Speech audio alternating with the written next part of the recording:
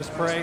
Heavenly Father, thank you for this beautiful Virginia night that we can gather and celebrate with this race. We pray that you'll protect these drivers and give them the ability to do their best. And Lord, we pray especially for our first responders and our military, especially those serving around the world on freedom and frontier. Keep them in your eternal care, I pray. Amen. Here to perform our national anthem, please welcome Nashville recording artist and season 6 contestant on NBC's The Voice, Megan Ruger.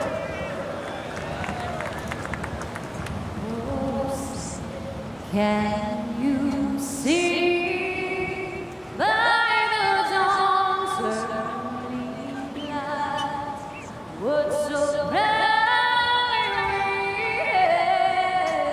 at the twilight's last gleam, whose broad stripes and bright stars through the perilous fight. Oh, the ramparts we watched were so gallantly streamed, and the rockets ran, the bombs bursting in air, gave proof through the night that our flag was still there.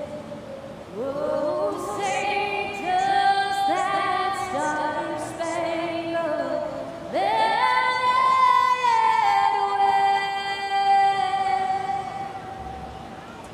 o'er the land of the free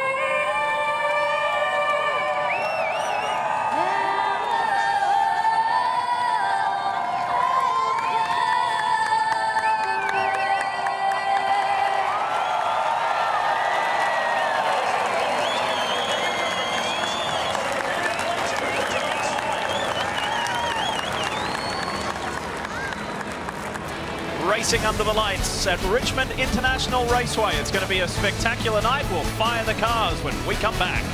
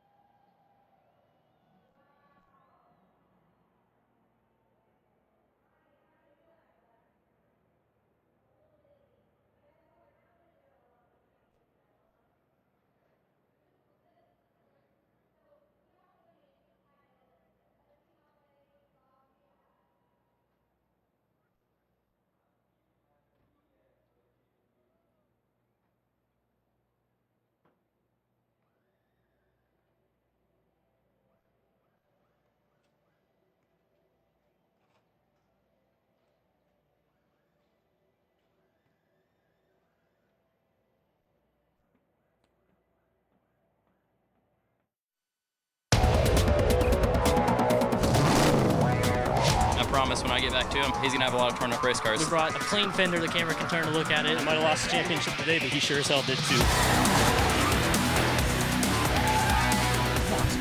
You are going into the wall so. They call his dad awesome. He's been sensational tonight. He played him like a fiddle. Chris Buescher picks up the win.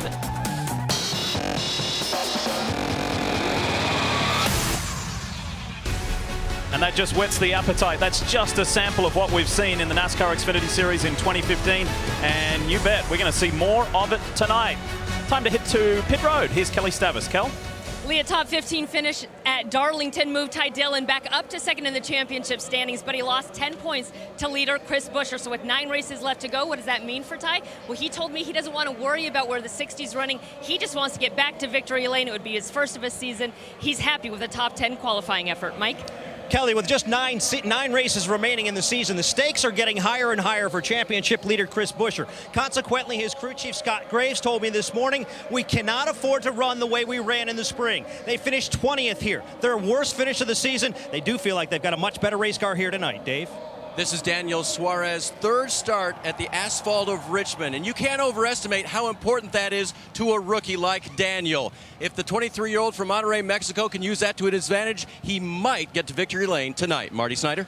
Well, Dave, a lot of confidence in the Kyle Busch camp, and for good reasons. He is a 4-time winner in the Xfinity Series here at Richmond. And in this race last year, the last time he raced here in the Xfinity Series, he sat on the pole just like he will tonight, and he led every lap of that race and went on to victory lane. A lot of reasons to point to the 54 car as the one to beat tonight. Lee?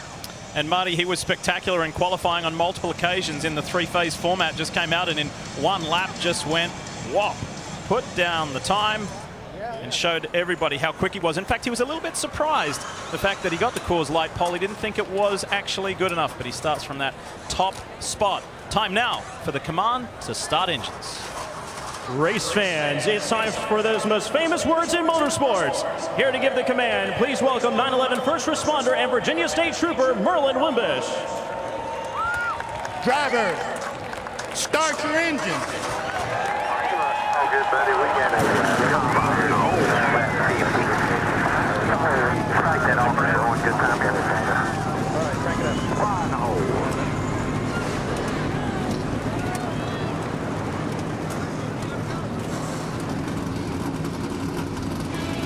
40 Xfinity cars fire here at Richmond and are ready to go. 250 laps await them.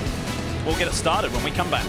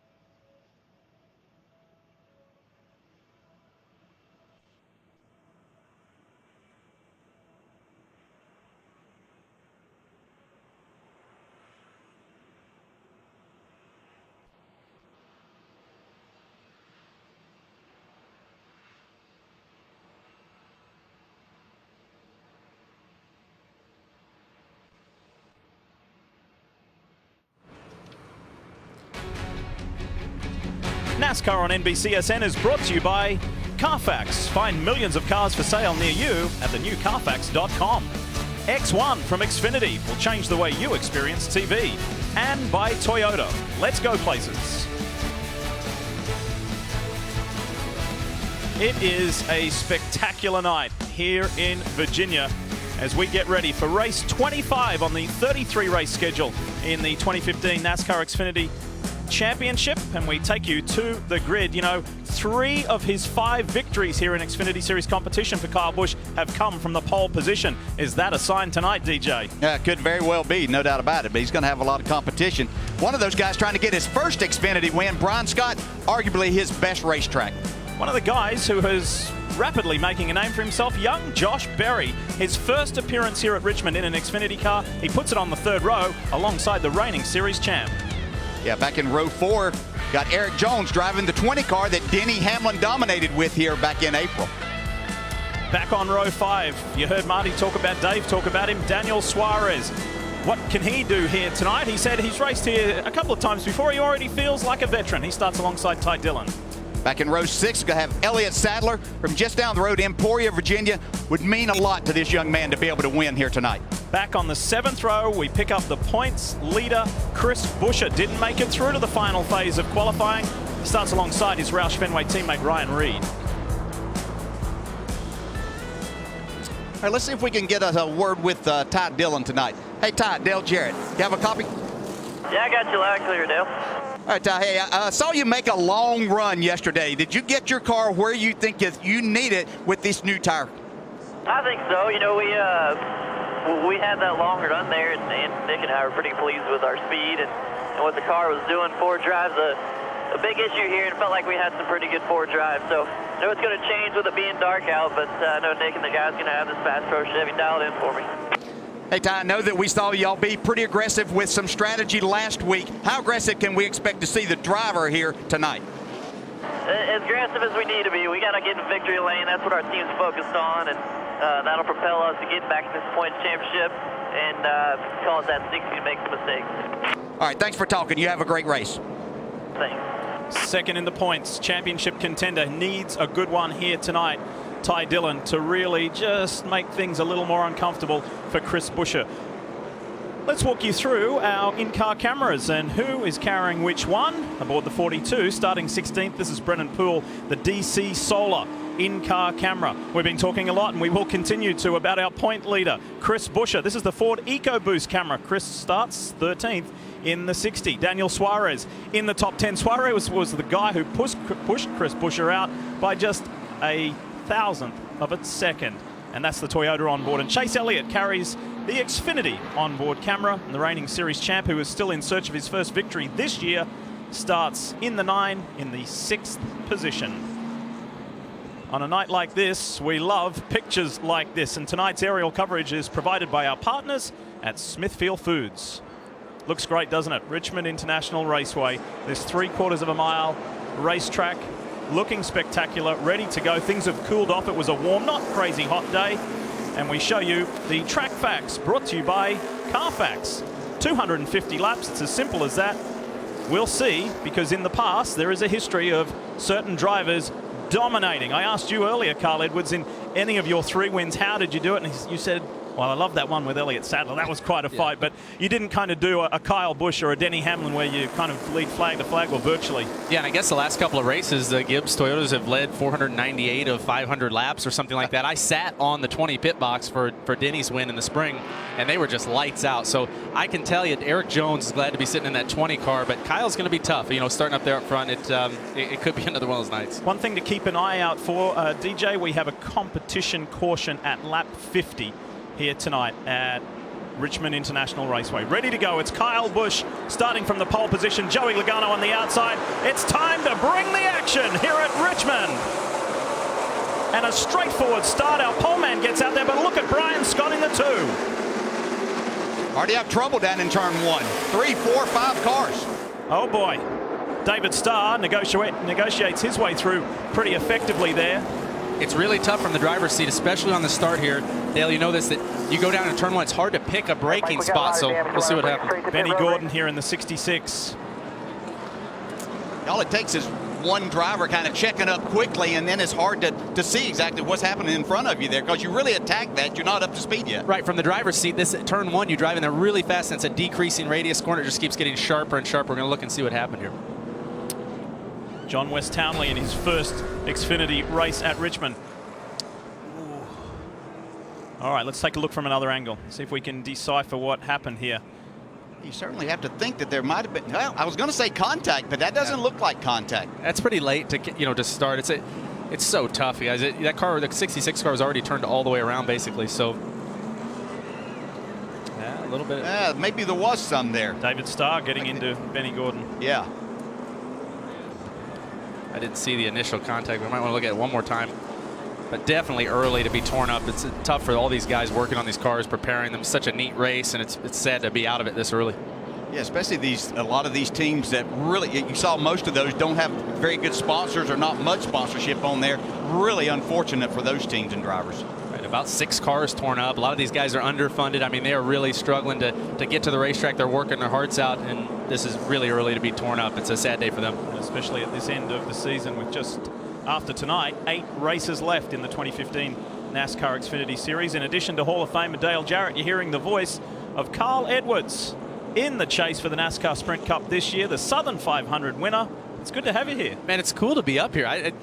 There's not much better than getting paid to drive race cars, but being able to stand up here and watch from this angle, you guys pretty much got it made. It's like the coolest race fan experience ever to be here at Richmond watching the Xfinity Series on NBC Sports Network. It's I appreciate you having me. You know, Parker Kligerman said exactly the same thing last night at dinner. He said, this is so much more relaxed than when I have to drive. I kind of like this side of life. Yeah, it's a good time. Thank you, guys. So pit's still not open due to this opening lap accident involving multiple cars. And see, right now, it's so hard as a driver. You know this. You're amped up for this race, and right now you're thinking, okay, we've got to fix this thing. We can still get back in this. Everybody's trying to calm their drivers down, their crew chiefs down. They're going to try to get everything fixed the best they can because it's early enough. You could still restart this race and get something out of it. You know, I had opportunities along my career to talk to rookies and young drivers that came along, and I said, you know, there's one thing for sure, Carl, that you can never, ever, there's not been one race ever won on the first lap, but you can certainly take away any chance you have at doing well if you're not paying attention. And as you pointed out, you get so amped up and ready. You've been around here all day. All you've had is qualifying, and then all of a sudden it's gone. My first race at Bristol, I was so amped up to go race, and Jack Roush reached in and told me before the race, he said, the best thing you could do is pull over, let them put you a lap down and race a lap down all day. He said, you'll do. I thought you're insane. Well, he came back about 30 laps later when I had the car wadded up sitting in the garage, and he said, doesn't sound so stupid now, does it? So. You saw the 88 there of Josh Berry, the 24-year-old driver from Hendersonville, Tennessee. Take a listen to a discussion pre-race. Guys, have a good night out there. Have some fun. Let's have a solid night on pit road, guys. Let's go out there and get a solid finish. And thank you, guys. Y'all have done a great job all weekend. Made it really easy for me. This guy, Carl, I don't know, you've been so busy today to keep an eye on it. This guy has been impressive this weekend in his first time in an Xfinity car at Richmond. I know nothing about him. I just saw him during qualifying. I thought, who is that up there? And it looks like he's doing great in the late models. I don't know his story, though. Where's he from? From Tennessee. Yeah. And he just, I mean, DJ and I noticed him straight away yesterday in the hour-and-a-half practice session. He hasn't put a foot wrong, Dale, has he? No, and he was a 2014 Hickory Motor Speedway track champion, so from where I started my racing career. So a little bit of a stop-start affair to get things going, but we'll go racing when we come back.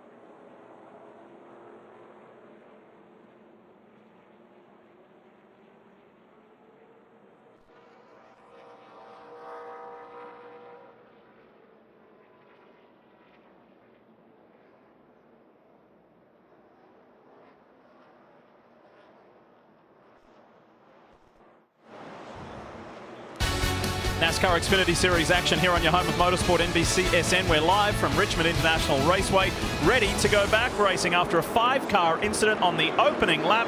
Look at Brian Scott staying nice and close in the 2 to Kyle Busch. Let's go racing and let's get some laps under our belt. He's hanging right on Kyle's right rear fender, and he's trying to loosen him up a little bit going in the corner, but it did not work. Logano on the inside of Brian Scott. They go door to door down the back. That's pretty good to see Brian Scott be able to keep that second spot there. I was afraid that Logano might take that away, and it was going to show that outside wasn't going to be very competitive. Yeah, he was really aggressive there, and he ran down on Joey Logano's door, and that's that Cup experience. Joey knows that's going to loosen him up. He doesn't want to be in the position those 6 guys earlier wrecked early, so a good move by Joey. He'll probably reel him back in here in a little while. On the low line, keep an eye on that blue and black number 20 GameStop car of Eric Jones. He's off to a nice start and making progress as he gets on the inside of Austin Dillon in the 33, coming up on Chase Elliott. Meanwhile, Josh Berry in the 88 has cleared Elliott. He's out after Regan Smith now in the 7. He is moving forward.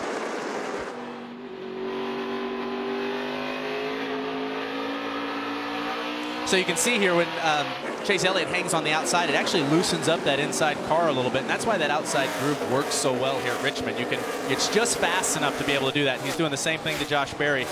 He'll probably end up staying in front of him. It was good of Josh Berry on that last corner, though, off of turn 2. It's very easy not to know that guy's coming that quickly and pinch him in and get both of you in trouble. Right, it'll be interesting to watch as Josh Berry runs the bottom groove, you know, how much he's studied, how much he's watched to know how treacherous that inside lane is. He's the 5th different driver to steer the 88 this year. Ben Rhodes has been in it, of course, Casey Kane, Kevin Harvick, and the boss, Dale Jr. He goes side by side with Eric Jones, a couple of young talents here. The only thing I heard discussed about this race between Eric and Denny Hamlin actually used the word stole, as in stole my ride for this race. that is a sought-after ride for the Richmond International Raceway, that 20 car. They are fast. Hey, folks, while we're in the last break, Denny Hamlin, who's watching from his motorhome here at Richmond International, started giving his Joe Gibbs Racing teammate Carl Edwards a little bit of grief. What did he text, Carl? He said he's going to count the cools, neats, and awesomes, and wondered if anybody wanted any action. So maybe a fun game while you're at home. We'll take care of Carl, Denny. You take care of that knee. Get some ice on it. Kelly, what do you have? Talk about that 20 car and Eric Jones. Well, Denny Hamlin led 248 of 250 laps in that car during the spring race. It was so good that he told crew chief Mike Wheeler, just put a wrap on it. Don't even touch the thing. But you come here, it's a fall race, a different tire, different driver, and Wheels has had to kind of half adapt this car to the liking of Eric Jones, using both the feedback that Denny gave him and trying to adjust to what Eric feels comfortable in the car. So he said it was kind of a half adaptation that he's done here for Eric in this 20. What's it like when you have a car like that? You just feel bulletproof, you can do anything? Well, it puts you in a tough spot. Dale can tell you about this. It's when you run that well with a car, you don't want to change things. So you've got to be really careful to do the right things that make it faster. But you don't want to cling to the past and not make changes when you should.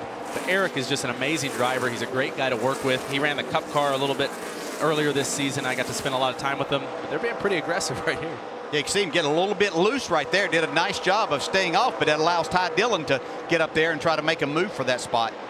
Yeah, we'll see. Here goes Eric. He's going to be forced to the outside. We'll see if he can go to the outside of Josh here and make something happen there. He couldn't make it happen on the bottom. Kyle Busch still running up front, successfully so. And there was a conversation point and a train of thought is just how many laps can he lead? David Starr in trouble again. David was involved. Stay out of the way. Roll the bottom right there, David. David was involved in the lap 1 incident as well. Take it to the garage. We got a big. This is what happened to the 44. John West Townley in the 25 alongside, also, as you can see, was involved in the lap 1 incident, but yeah, it looked like he probably cut that tire. They had a lot of damage on the right front, and it looked like that either that or he'd been on the brakes too hard. You wouldn't think he'd melt the bead this early, but probably just, well, it looks like the tire's up though, so looked like something just broke from the previous incident. Maybe. Yeah, maybe something broke. That's tough for David Starr. He's a great guy. I got to race with him a lot in the truck series. He helped me a lot in my career early. That's a tough night for those guys.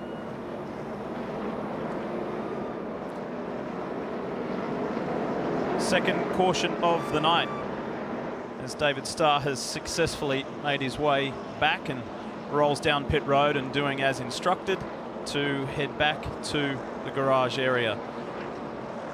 Now we have the competition caution at lap 50.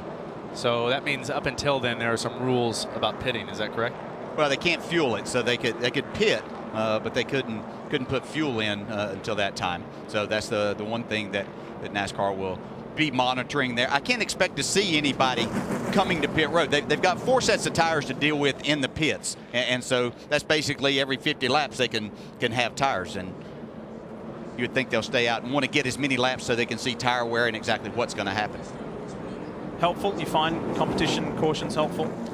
Depends.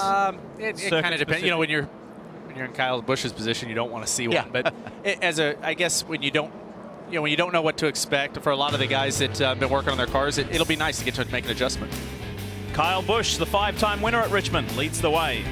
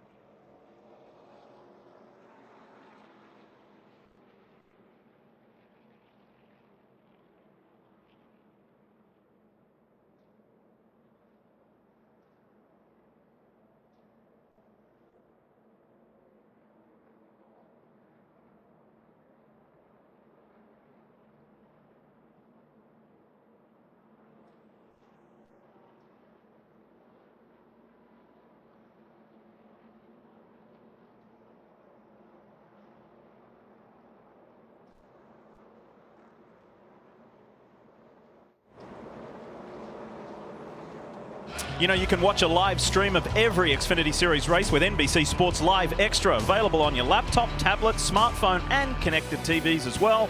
NBC Sports Live Extra brings you closer to every race. Time to say hello to Rutledge Wood. Rut?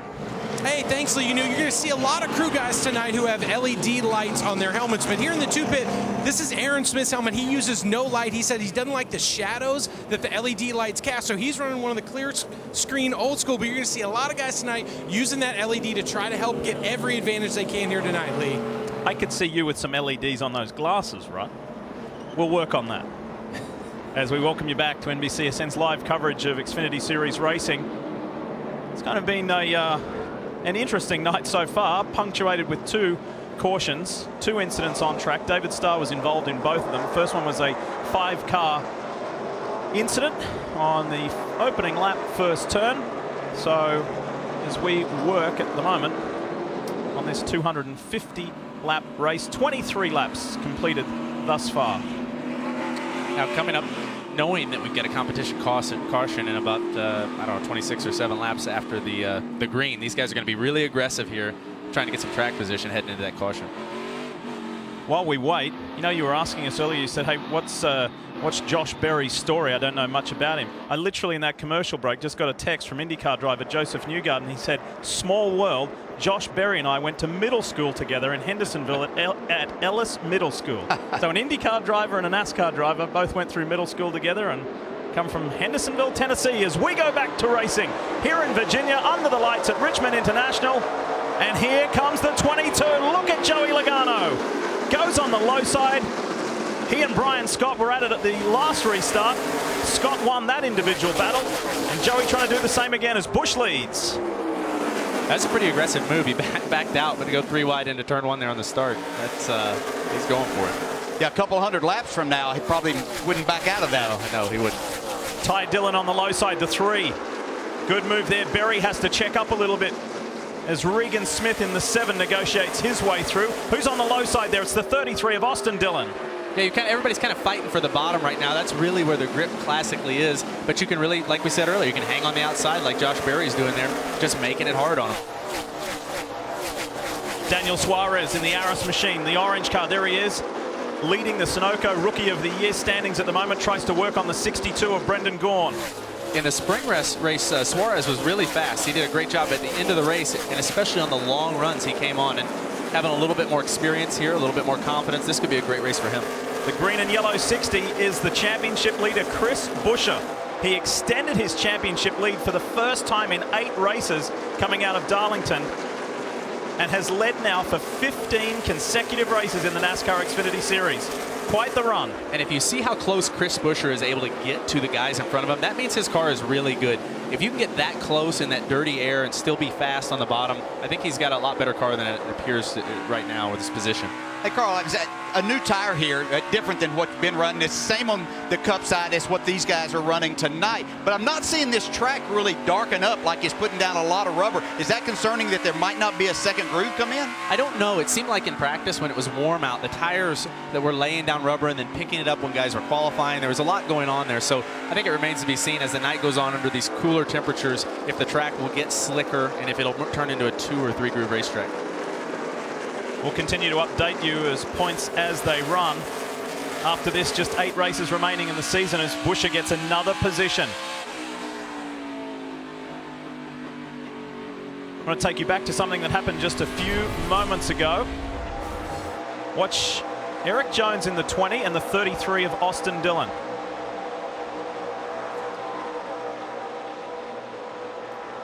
It looked like the 33 got choked up a little bit, knew he wasn't going to be able to run off the corner that hard, and Eric wasn't sure how much he was going to lift. It's really tough when a guy lifts in front of you off the corner. You're deep in the throttle, you're going, and you just hope he gets it going before you get to him. And Eric lifted at the last second, didn't pile into him too hard. Within the inner sanctum at JGR, what do they say about this young guy? The inner sanctum, I like it. He's an awesome guy. I mean, he's a really hard racer. He's a very thoughtful guy. He's very humble. I remember the first time we sat in a meeting about, I can't remember which race it was, and we were talking about what our cars felt like and what was going on. And he said, guys, I have no clue. I was just hanging on, trying my hardest. And I thought it was really cool for him to be that honest, and he obviously is extremely fast, a very talented race car driver. Time to talk about the 22 of Joey Logano. Here's Marty Snyder. Well, Lee, when I talked to his crew chief, Greg Oren, before the race, he said, you know, when we were here in the spring, we got tired of following Denny Hamlin. They were the ones who finished second at Denny Hamlin, who led all those laps here in the spring. He said, I think we'll be better in this race. We certainly made some gains in our short track program. Logano went 3rd right now. He says a little tight in the center, a little loose off. He needs something 3/4 of the way through the corner, Kelly. Dillon is 2nd in this championship. He started 9th. He's up to 5th. Laser focused on one thing, getting back to victory lane. Ty said, car's starting pretty good. I've got a little brake shake, but I think that's because they're too cold right now.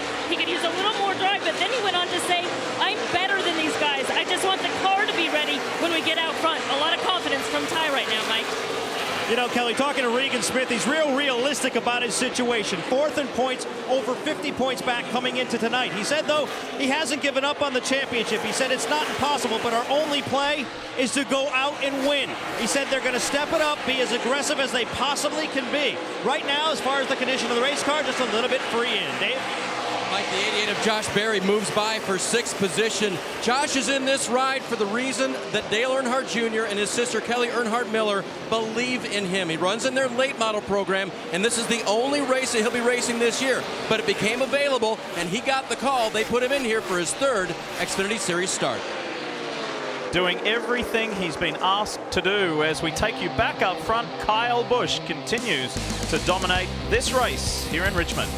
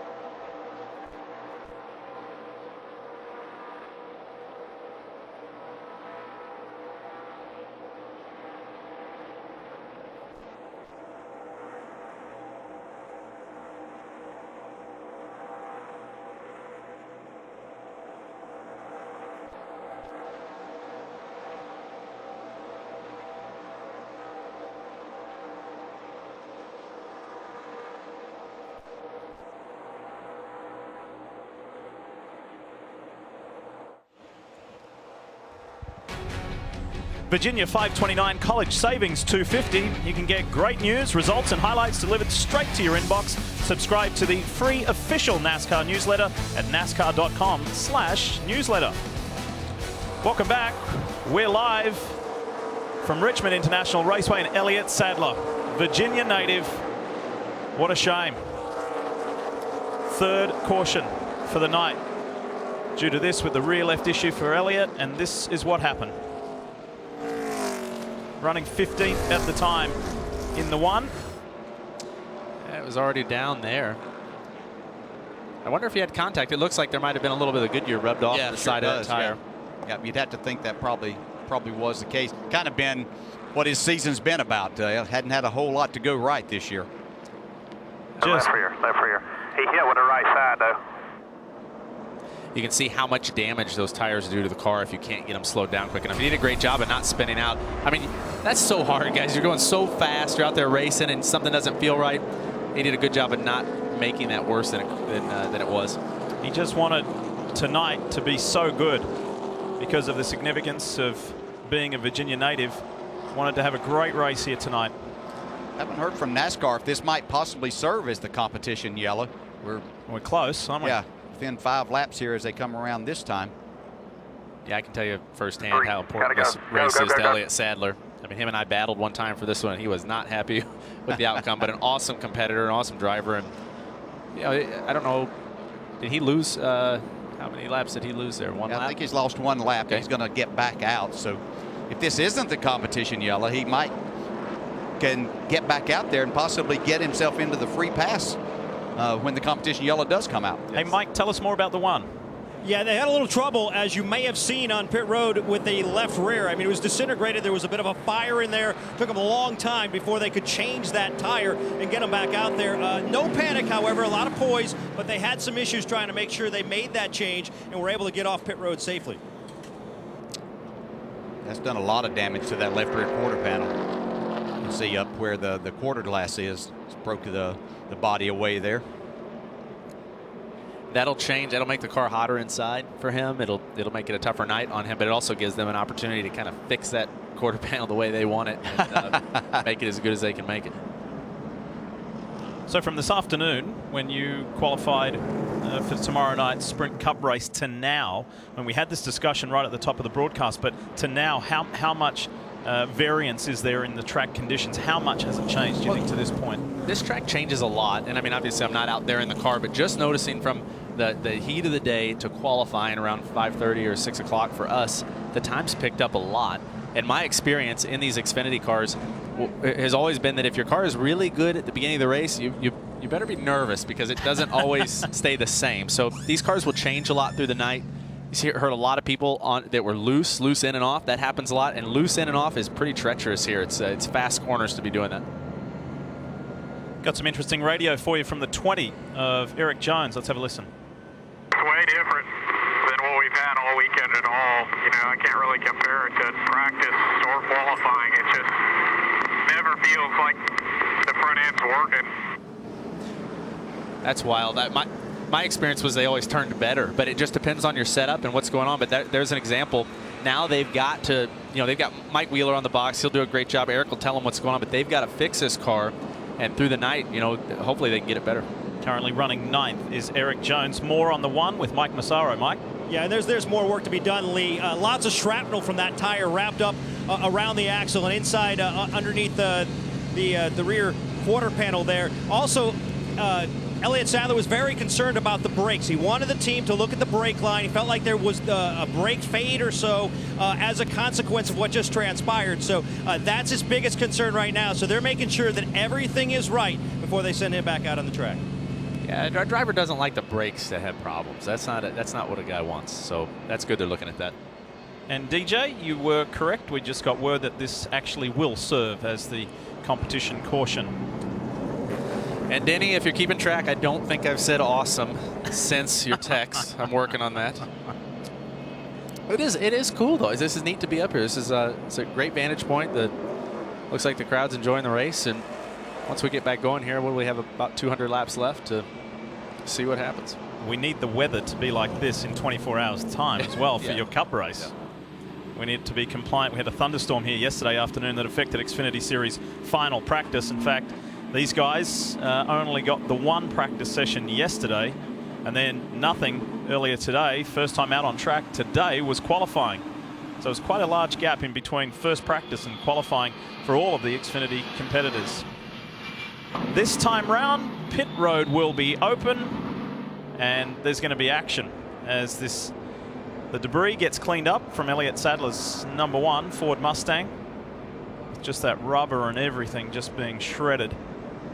I talked to some people that said 2 tires might be a possibility with this. They don't have a ton of green flag laps on, so we may see somebody try to steal some track position. I would expect most to get 4, though.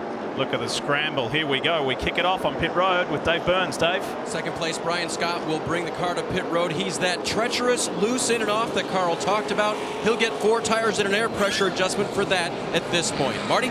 Dave, Chase Elliott, top right of your screen, said, I need some help firing off. The get going speed is not very good.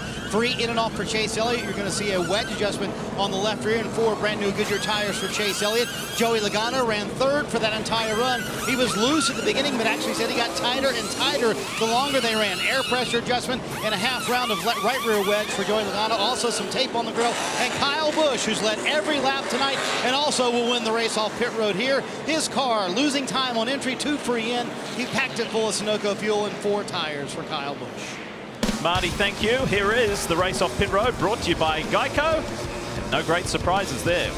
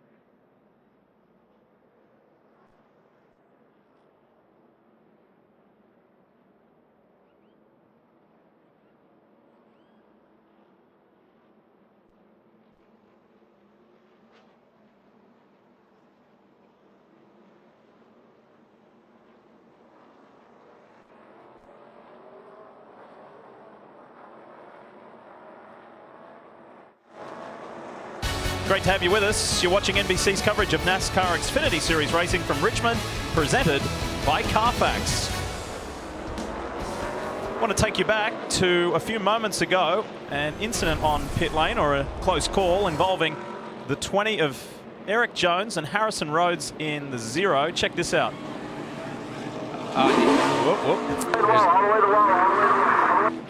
So Harrison Rhodes pulled onto pit road, pulled and stopped in front of the 20, and there's just nothing you can do. And Eric Jones, I mean, I'm glad we didn't have a live mic in his helmet or something. That's one of the most frustrating things that can happen as a driver, to be stuck like that. came into the pits 9th, left in 15th. On the other side, DJ, some good progress made by the points leader, Chris Buescher. Yeah, takes team effort. Yeah, team effort to get everything done to win championships. Chris Buescher's pit crew did the job. Time to bring the action. Let's go. Back to racing here in Richmond. Kyle Busch has been the main man every step of the way and continues to be. He remembered what Joey Logano did the last time, and he pulled down. He blocked the bottom. Now he's got a car on the outside of him there. Yeah, and doing that, though, he didn't really get the angle into that corner and probably hurt him right there in the center. Brian Scott trying to take the lead. Brian Scott in the 2 goes to the front. Now, Kyle Busch was complaining about loose in and off the last run, so he probably tightened the car up quite a bit, planning on a longer run here, but doesn't seem to be affecting him as he passes for the lead. Able to drive it down in that corner, wasn't he? 54 goes back to the top spot. Brian Scott has a lot of history at this track. Some of it he'd rather not think about, like the year where he led 239 of the 250 laps, only to see that opportunity to win evaporate. Now the last run, the last long green flag run, Brian Scott seemed to kind of run down Kyle Busch a little bit later. So he's probably sitting back right now. He's going to let Kyle go out there. He's going to push him as hard as he can. Hope Kyle gets loose again. And really, that's your opportunity here at Richmond. As you run longer, you watch the weaknesses of the guy in front of you. You hope he wears his tires out or his balance goes away, and then you pounce when you get to lap traffic. Let's check in with Dave Burns. Dave? Lee, late in the race, the driver has an option to leave pit road if his spotter can help him maybe pick up an outside position or an inside position. It might be to his advantage. Here was a conversation Brian Scott had with his crew. Tires look good, bud. And a late race caution, would you rather restart third? Oh, man, I don't know. Maybe, but maybe not. So he started second there again on the outside, obviously. Carl, what would you want to do late race? I don't know. I'm going to watch this one really carefully, and then I'll have a plan for tomorrow. But my spotter, Jason Hedleski, and basically all the guys work on that. If you know you want an even or an odd number, you'll count as you come off a pit road. But it can bite you, too, because people get penalties or something happens. It's tough to do, but if you get it right, it can help you at a track where one lane is much better than the other. Listening to our special guest this evening here on NBCSN, 2007 Xfinity Series champion Carl Edwards, enjoying some time with DJ and myself in this race that's now got some momentum going to it. Kyle Busch leads Brian Scott. Then Chase Elliott, championship contender Chase Elliott, trying to bridge the gap. He lost some points, dropped back to third. The last 2 races have not been that great for the 9, and here is the 20 of Eric Jones working on Buescher. Yeah, Buescher's fallen back. We talked about him getting his pit crew, getting him out in that 7th spot, but apparently whatever changes they made, whether it was air pressure or some adjustment, is not to Chris Buescher's liking right now.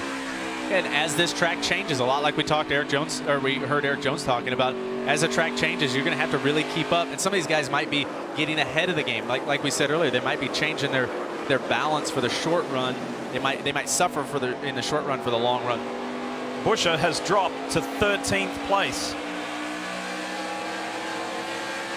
As we ride along with him here, when you drive down to these corners at Richmond, it's one of the toughest places for me to get used to, especially turn 1, because you lift and you have you don't have any marks. As he drives here into turn 3, it's real flat. It's easy to get loose, lose the rear end. You want to get to the bottom, feed the throttle, and then driving down to turn 1, you just kind of take your best guess when to lift. But the balance is much different based on how you lift off of that throttle. You've really settled in and got comfortable at your new home at Joe Gibbs Racing, but because of your tenure, because of the length of your tenure at Roush Fenway Racing, when you see a Roush car, what feelings does it evoke? Well, they're just great competitors, and those guys work so hard. Their short track program is really great. We always had a lot of fun coming here. Chris Buescher's an amazing guy, super racer. I'd venture to say he's awesome, and I hope. But then Denny would be taking. He said the count's up to 9, I guess now, but it just they have a plethora of tools over there and of people that know how to short track race at Roush Fenway Racing. It looks like he's loose actually right now. If you watch him slide that 60 car off the turn 4. Mike? And great observation, Carl. Yes, he is loose. He's been loose since pretty much the beginning of the race, which is something different than he experienced here in April when they were awfully tight. It was something I wanted to bring to everyone's attention. Now, DJ, you mentioned how good the 60 was in that last sequence on pit road. They gained a couple of spots. Well, that was the design when they made a personnel change last week, just before Darlington. They brought on Justin Edgell and Curtis Thompson. experienced veteran crew members from the 16 Cup Series team. I spoke with Scott Graves this morning, and he said we had to make that change. This championship battle is so tight. We can't afford to make any mistakes on pit road. We need to be as fast as possible, and they want as many experienced guys going over the wall each and every stop. That was the case here, and it did pay dividends. Just underscoring how much of a team sport NASCAR Xfinity Series racing is. Great stuff. Kyle Busch continues to lead the way, but Brian Scott is putting up a tough fight tonight.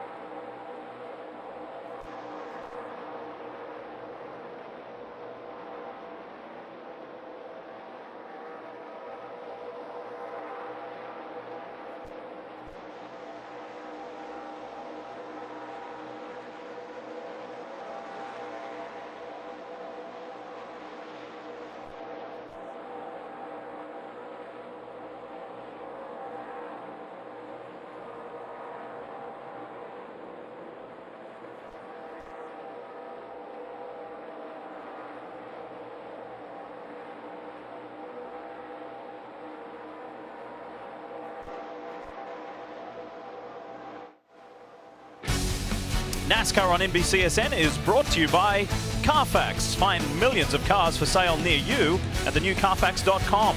And by X1 from Xfinity. Change the way you experience TV. Racing on a glorious night here in Richmond, Virginia. Lee Diffie, Dale Jarrett, our special guest Carl Edwards with you here on your home of motorsport, and celebrating his 200th Xfinity Series career start in car number 2 is Brian Scott, and he is not letting Kyle Busch get away. No, he's really just, he's stalking him there, and he's caught him through lap traffic in the last long run as Kyle got a little bit loose, which I think he's complaining about a little bit now. Brian's just been able to run him down, so Brian is really motivated right now, and he's going after him. Working through traffic. Hey, Marty, what's happening at the 54 camp? Carl Edwards has it exactly right, a little bit loose off. In fact, Chris Gale told him on the radio, listen, we're just barely into this run. Let's take care of those rear tires. But Chase Elliott was noticing back from 3rd position. He said, man, KB is having to work up there tonight. Usually we get so used to Kyle Busch being so good, making it look so easy. But that 54 car, a little ill handling. All that said, he's led all but one lap tonight, Mike.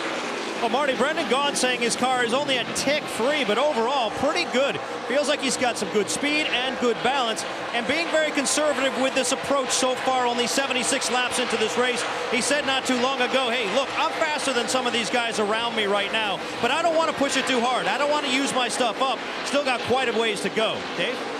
Mike, they adjusted Daniel Suarez's car for a little loose-off condition. He maintains that 10th position. I asked crew chief Eric Phillips about his progress this year, and he said, you know, at the beginning of the year, he was overwhelmed and nervous, but he's really got into a rhythm lately, and no driver has had more points on the ovals in the last 6 races on ovals than Daniel Suarez. Kelly? Brennan Poole running a partial season in the 42 car. It was Kyle Larson running it last week, and crew chief Mike Shiplett said, hey, no matter who's in the car week to week, we're out here to win. They feel like they're gaining a bit on the 22 and 54 cars. He said we're getting closer. I think by next year we can start to catch up with what we've got. Brennan Poole right now happy with his car. Said a little bit tight in the middle, but he's got good forward drive. They made no changes to it on the last pit stop. And Brennan's got a very busy weekend ahead of him, because when he's finished racing here tonight, he's heading on up to Atlantic City because his girlfriend, Lindsay Giannini, is competing in the Miss America pageant this weekend. He wants to be there. Yeah, I guarantee he wants to be there. Keep track of what's going on, something like that. As we watch these guys race, it looks like a couple of people out there, specifically the 54 car, his front brake rotors are glowing a lot. And as as 2-car chases him down, I think that some of these guys are really struggling with their balance. And I mean, you can adjust the brakes, you can do things to change that. A little bit of front brake helps your car not turn as well into the corner. Take a look here.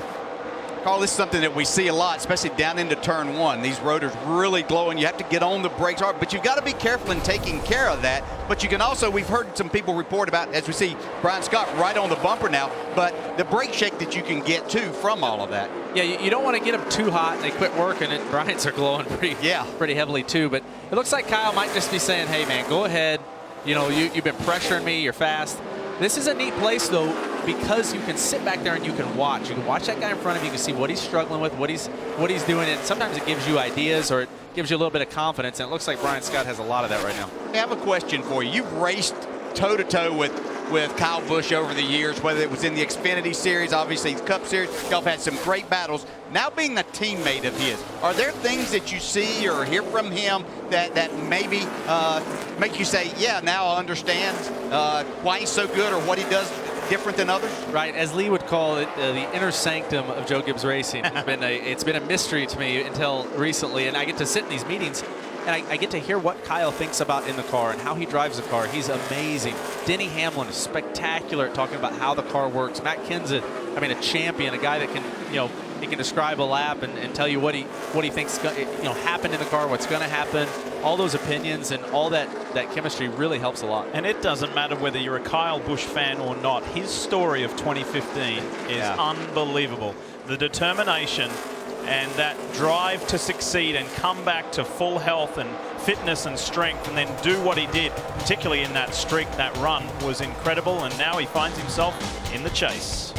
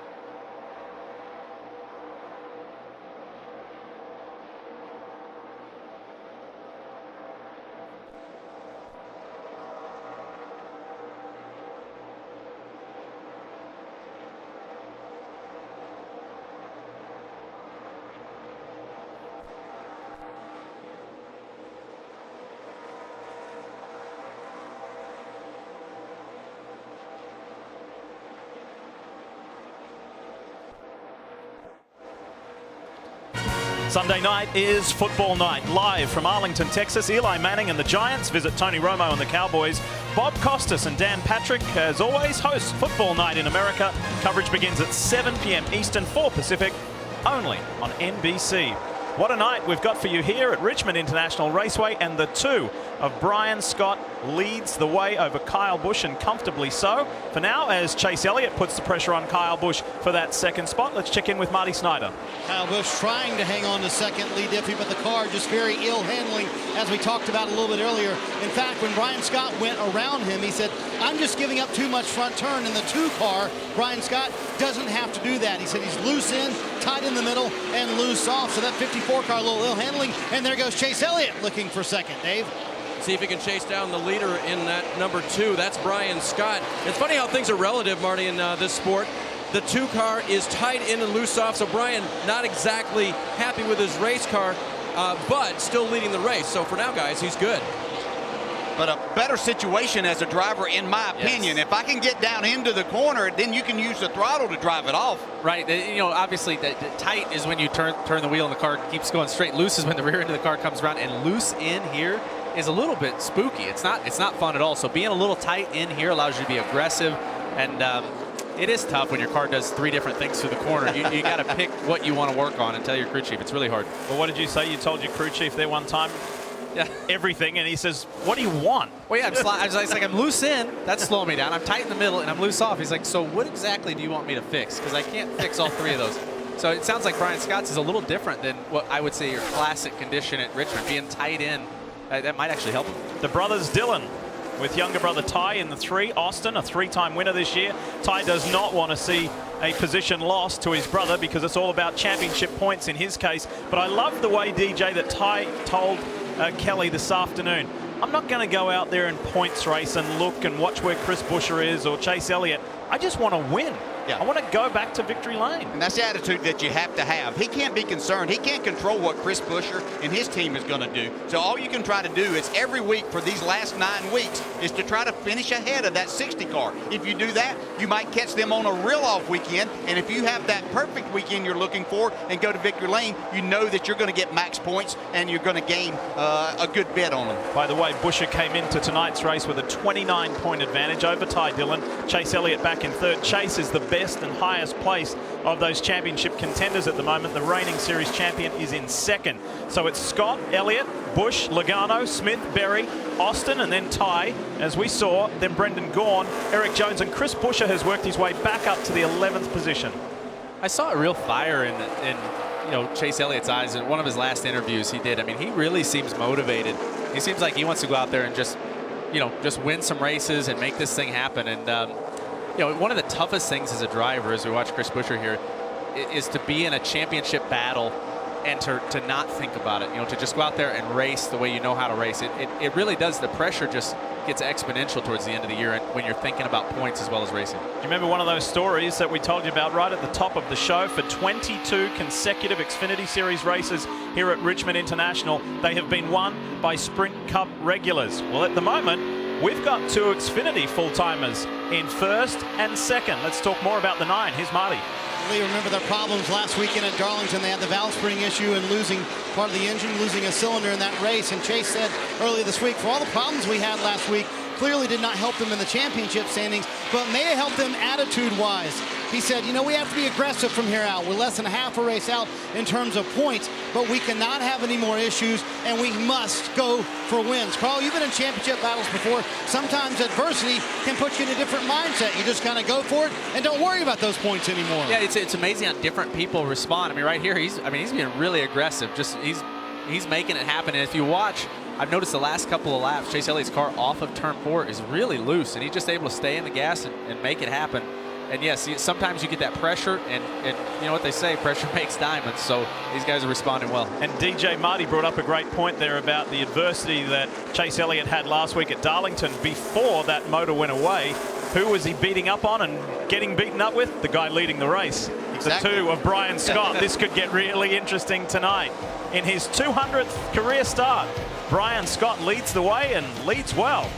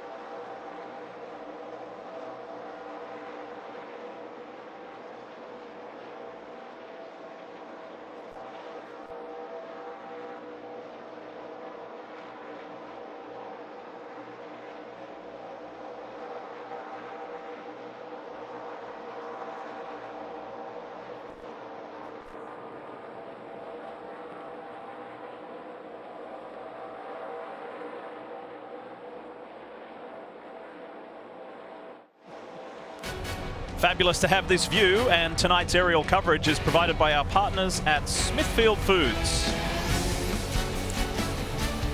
This is the Virginia529 College Savings 250. Race 25 on the Xfinity Series schedule, and you can test your skill in predicting the 2015 NASCAR Sprint Cup champion with the all-new Chase Grid Battle game. Play today for a chance to win great prizes at nascar.com/battle. It is time to go through the field. Davo, kick it off. So Diff, the 2-car has finished second on more than one occasion, but Brian Scott freely admits that September 2013, when he led 239 of 250 laps here and lost on a final restart to Brad Keselowski, is the worst second place ever for him. He hopes to change that tonight, Marty. Dave, should we be surprised that Chase Elliott is up in the top 10? He's never finished outside of the top 10 in his career at a short track race in the Xfinity Series. Never finished worse than 5th here at Richmond. He had nothing to say this entire run until the last lap. He said they're starting to lose a little bit of drive off, the 9 car going the wrong direction. Kyle Busch said his car right now just can't get back to the gas like he would like to. He said the tight on the middle part of the corner is what's getting worse right now. Loose off the corner for Kyle Busch, who's led 78 laps tonight. For Joey Logano, he said he's lost the center part of the corner. He's getting very tight in the center part of the corner. One of the few cars we hear talking about tight, but right there on corner exit, that's where the car gets too loose for Logano. Dave? And behind Joey Logano is that 88 of Josh Berry. He's getting some good help tonight, including spotter Tim Fedewa, who normally Sprint Cup Series spots for Kevin Harvick. He's getting a help with the line and what to do here. Remember, Josh is only in his 3rd Xfinity Series start. Mike? Regan Smith came into the evening extremely confident, feeling like they had a really good run here back in the spring and felt like they could duplicate that, if not improve it, which is exactly what they're trying to do. As I mentioned earlier, Regan Smith to the bottom of the racetrack, using that group. He's swinging for the fences right now. They're looking for a win. Unfortunately, the car is just a little bit off, loose in and off, but they still got a lot of time to adjust, Dave. Mike, in Austin Dillon's words, he couldn't roll the throttle or roll on throttle on that first run, so they made adjustments on that first stop, and he radioed back about 10 laps in. Whatever you did really helped. So the 33rd car looking for a chance to go forward. Now he may have the setup to do it. Kelly? Ty Dillon's only Xfinity win came last year at Indianapolis. He wants to get back in this championship fight. He said we'll be as aggressive as we need to be. Well, he's slipped back a few positions from the restart, and his spotter's telling him, hey, the more you roll, the less you attack, the faster you go. Ty saying he's a little bit free on exits and rolling too tight. Mike? In a conversation about his driver earlier today, Shane Wilson was rather candid. He said, hey, look, Richmond is probably Brendan Gaughan's worst short track. And he took a little bit of the responsibility, saying, hey, our setups haven't been great here, but at the same time, he needs to work a little bit on his driver technique. And Gaughan has taken that to heart. In fact, he's gone to work with Stevie Reeves. Stevie Reeves has helped him a little bit with his technique, and Gaughan has gravitated and certainly made some improvements when it comes to getting around this place. Right now, his car just a little bit free, but he's pretty comfortable, Kelly. Eric Jones in that 20 car, running a partial season already, has 2 wins, though, and get this, he's leading the Truck Series Championship as well. Last year, he ran about 15, 20 races. This year, it'll be 54 to 55 races. He says it's great. He needs as much time on track as he can get. Says it gives him confidence in both series, but right now he's struggling a little bit. Said the car is driving lateral, and he needs a little more forward drive in it. Behind him is Brendan Poole, another part-timer. It's been about a month since he was behind the wheel. That was at Iowa, and he was on track for a career best finish before he got spun out. But he said coming back to a track at Richmond here where he's already run before, he's got a lot of confidence. He enjoys this track and looking for a good finish tonight, Mike. The last few runs here at Richmond, Chris Buescher has had a very tight race car, something his crew chief Scott Graves was very aware of. So they came with a bit of a different philosophy tonight, trying to make it a little bit free. That has been the case. The problem is it's been just a little bit too free. They tried to tighten him up on the last time down pit road, but still, it's not to his liking at this moment. He says he has no grip at this point, and at the same time, while he's a little bit loose in, he's a little bit snug in the center. They're going to keep working on that car, Dave. Mike, it's been a good season for Ross Chastain. Started with a top 10 at Daytona. He's had 3 top 10s since. Tonight his car is fairly balanced, and he's working his way toward another top 10, picking up 3 spots since the last restart. And the deck lid on that car tonight carries a tribute to those who served and who perished at 9/11. And so they want to make sure that they tell us all how proud they are of their country. The 18 of Daniel Suarez has not been able to move forward, and it's it's surprising because today Eric Phillips told me that they've been really good on the long run. That's something Eric really focuses on. Last comments from the driver, we are horrible on the long run. Marty? Hey, Dave, you know what? It's nice to see Ryan Truex back behind the wheel of a race car. When they was asked earlier this week, how long has it been since you've been in a race car? He knew it to the day. 362 days since he's been in a race car. That was the Sprint Cup Series race at Chicago last year. Last time he was in an Xfinity car, 2012. He's having a nice little run tonight. So the car needs to turn a little bit better. He likes the last adjustment that they did. That was a track bar adjustment. They plan to do that again on this next stop. Dave? Marty, Darrell Wallace Jr. feels similarly as he gets a challenge from his teammate now, Ryan Reed. Wallace liked the last adjustment, and so they're going to go for that on the next stop as well. There is the 6 of Darrell Wallace Jr. After starting 32nd today with a poor qualifying experience. Remember, they changed overnight just about everything because they were so bad in practice on yesterday. And Bubba has come from 32nd to 17th. So tremendous progress in exactly the first half of this race as we run lap 125. He'll like to do that. He said a little earlier this afternoon, it didn't go our way in qualifying. We'll just get through this one and move on. He was already looking to the next race. However, he's showing his grit and determination here. Darrell Wallace Jr. making up some significant ground. Meanwhile, our race leader, Brian Scott, you probably wouldn't be surprised that Brian Scott and Kyle Busch combined have led more than 50% of the laps raced here over the last 5 races, including tonight. An incredible run from those two guys. No surprise, Brian Scott up front. Yeah, he's checked out. I mean, he is doing it. And it's really cool to watch Josh Berry. I mean, look at that. It's unbelievable. He looks like he's raced here 20 times. You wouldn't have any idea that he hadn't been here in an Xfinity car and no. doing everything. I mean, passing to everybody everywhere he's come to. But we did notice something with this 88 car a little bit ago. Look underneath there, Carl. Yeah, that's just rubber that gets in there and on the header, maybe? I think so. Might just be his excitement level is that high. I mean, yeah, that's probably some rubber or something up there on top of the header. But, oh, that's a way to get some TV time for him. Mike? And Dale, Brendan Gaughan on pit road. His car extremely loose. They're going to try to tighten it up with a slight chassis adjustment, air pressure, 4 tires and fuel. Green flag stop for Brendan Gaughan. Here's our race leader, but not that long ago, he was almost 5 seconds out in front. Josh Berry, the youngster, has trimmed that to nearly 3.5.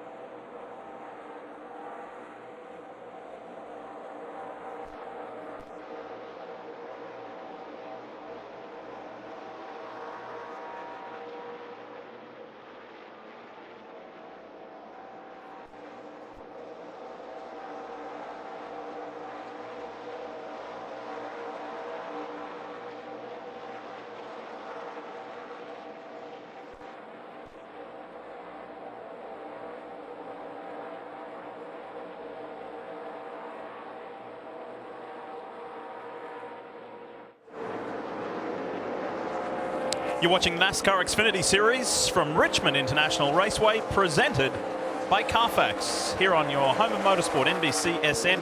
Things are getting interesting up front. Brian Scott, yes, continues to lead the way. However, Josh Berry, oh, we got somebody in the wall. Jeremy Clements. Yellow is out. Still coming. 16 will be your last one if you turn down. And drama on pit road as well. So after a good long green flag run, we pick up our 4th caution of the night. You say there's a drummer on pit road? Drama? Oh, drama on pit road. Come on, you've been to Australia. You understand the lingo. It looks like they got all the drummer put up. That was 82 laps on the green. That has the makings there of melting the bead on the 51 car. Yeah, you see all those. We'll see. Maybe there's a replay of Clements before he hit the fence, but probably, like you said, melted the bead. Those hot brakes. You know, when you're in the car, your car's loose. You want to dial a lot of front brake in, try to keep it tight.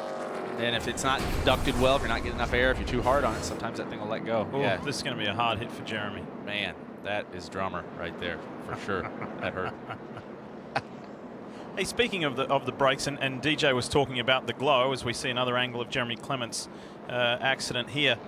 Much you're in sync with your spotter all the time, every lap, but in relation to that, hey, you got a good glow on them, or it's looking too much. There's that, holding hands with your spotter on that. Yeah, and your spotter will help you a bunch with that. As we watch this replay from Suarez's in-car, Clements just gets in there, and you could see that thing there's nothing he could do there. If your crew chief, especially if you're in a good position down into turn 1, if he's sitting on the box and he can watch you enter the corner, they can talk to you a lot about your brake rotors, and I think that's good information to have as a driver. Not just because you're worried about something like this, but you might know, hey, you're using the brakes more than other people, and that can help you. Yeah, and that doesn't look like a hard hit car, but we forget. We talk about a short track, but you're in at 150 miles an hour down into turn 1. That's a very hard hit, and as we watch the leader Brian Scott come onto pit road here, he's got a big advantage over second place, so they can take their time on this pit stop, make adjustments if they want. Josh Berry had trimmed his lead down to 2.8 seconds. Let's head to pit road. We start with Mike Massaro. Mike? And plenty of activity here on pit road. Regan Smith saying he just does not have the drive off tonight that he's looking for. He's also been loose in. They're going to make a track bar adjustment, and they're also going to make a 4-tire change in fuel, Dave. You see a 4-tire change happening for Brian Scott. Air pressure adjustment for a car that is tight longer in the run. Josh Berry wants to be a little bit tighter at the start of the run, but please don't kill my setter. Marty. Dave, Joey Logano said it just takes us too long to get going. He said it felt like the car didn't really get going until 80 laps into the run. Up one round on the track bar, also an air pressure adjustment. A tight race off pit road there with Chase Elliott for Joey Logano. Scramble and lots of work on pit road. We have a look at the race off pit road. Couple gained by Regan Smith.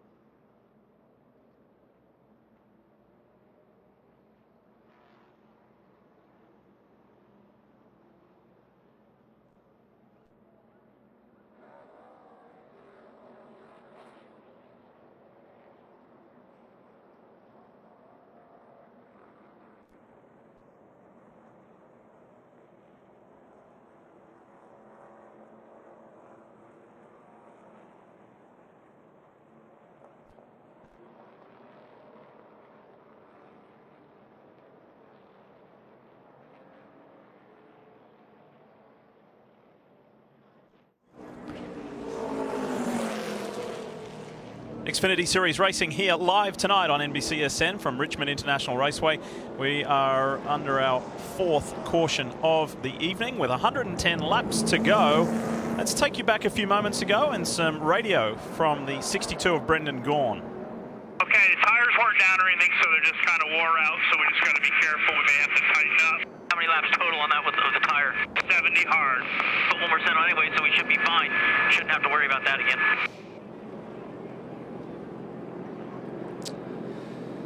So I'm a little confused. He pulled the pit road. He thought he had a flat. Yeah. Okay. Yeah. Man, that's how bad the tires can feel after a long run. And like he said, now they've got enough sets that they don't have to worry about running that long again.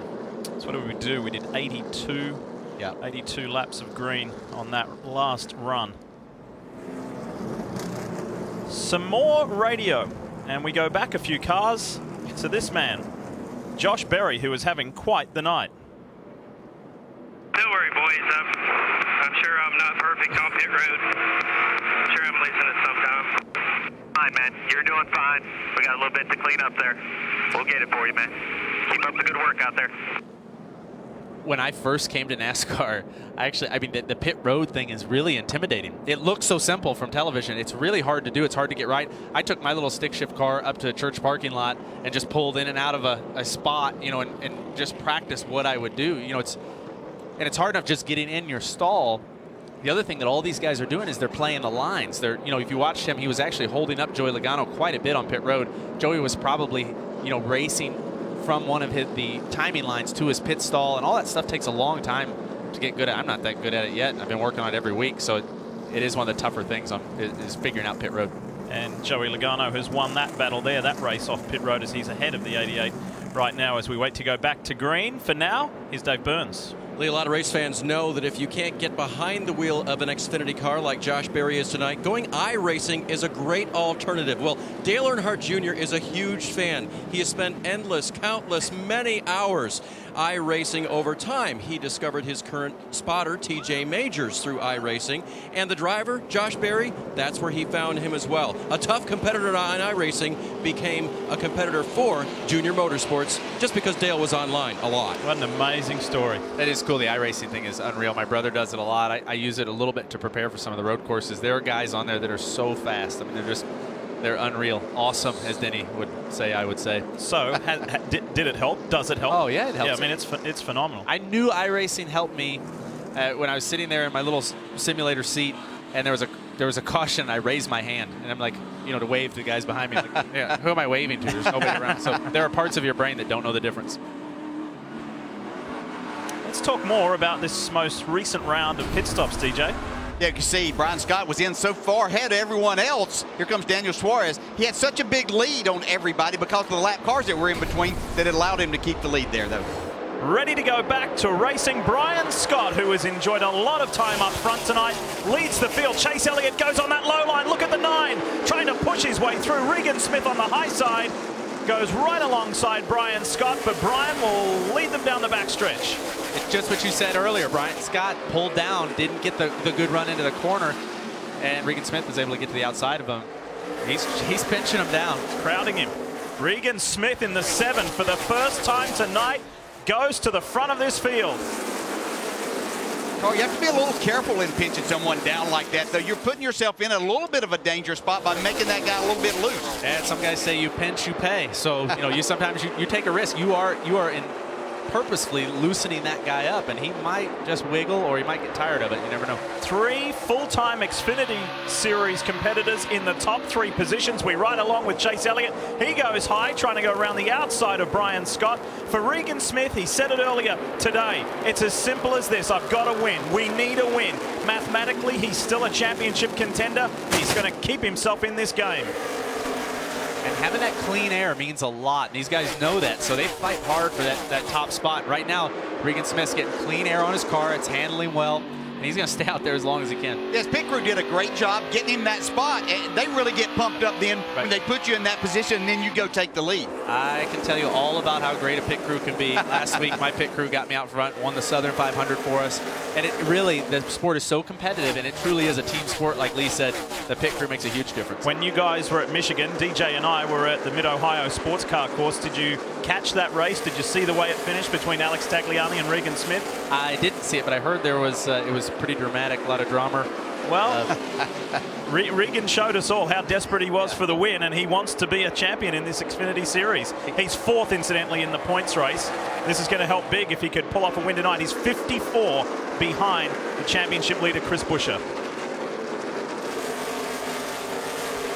Yeah, Regan Smith's a fierce competitor. I don't think anyone would ever argue against that. As we watch Josh Berry again here, that pit stop, you know, that hurt him, but he was so fast on the long run. You know, if he can get another run here, he's probably, you know, a little bit frustrated with himself about giving up those spots and having a little trouble on pit road. He's going to make something happen here. And how about just in front of him, the 20 car? Eric Jones has rebounded from that first pit stop that they made, put him back to 15th, back up to 6th now. Could be a factor before this is over. Remember that story about Cup drivers dominating this race at Richmond, or all of the races, both the one earlier in the year and this one in September? Well, look at this 22 race streak here at Richmond being dominated by Cup drivers may just come to an end here tonight with the strength of the Xfinity Series regulars doing well in prominent positions.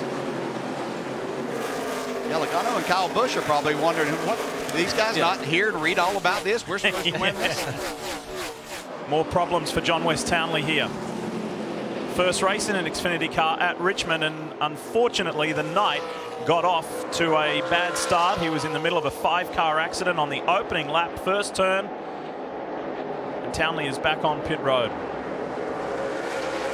As these guys work on that car, we go back to the leaders here. One thing, Regan was able to make that pass, and the high side looks like it might be coming in a little bit more. Maybe there's some of that Goodyear rubber getting laid down. That could be a factor later in this race as we get down to closing laps. This place will change throughout a night depending on how the rubber gets laid down, and if everybody's running the bottom. A lot of times deep in a run, it'll turn into that high lane, but so we'll have to keep an eye on that. Junior Motorsports, DJ, my apologies, running 1, 2, and 8. It's a strong representation tonight. You were reading, that's exactly where I was going. They've really stepped the program up, and been talking to Ernie Cubsum and to Jason Burdett. They keep saying, hey, we're finding things, we're better, we know that we were behind, we're really making some changes, really showing here tonight. Carl, I want to throw something at you. I have friends say all the time, we just saw Brian Scott run away from the field earlier. Now he's just behind the car. What changes? Why can't he just drive by these guys? Well, there are a lot of factors. Number one, they got to adjust their cars a little bit, but really these cars, as you watch them go around the racetrack, the car weighs, 3,500 pounds, has a lot of downforce though and a lot of side force. And to get that downforce and side force to help you go fast through the center of the corner, you need clean air. When you're following somebody, it makes it very difficult to go fast. So as you get closer, it actually gets tougher and tougher to go fast. So you end up, 3 car lengths back or something like this.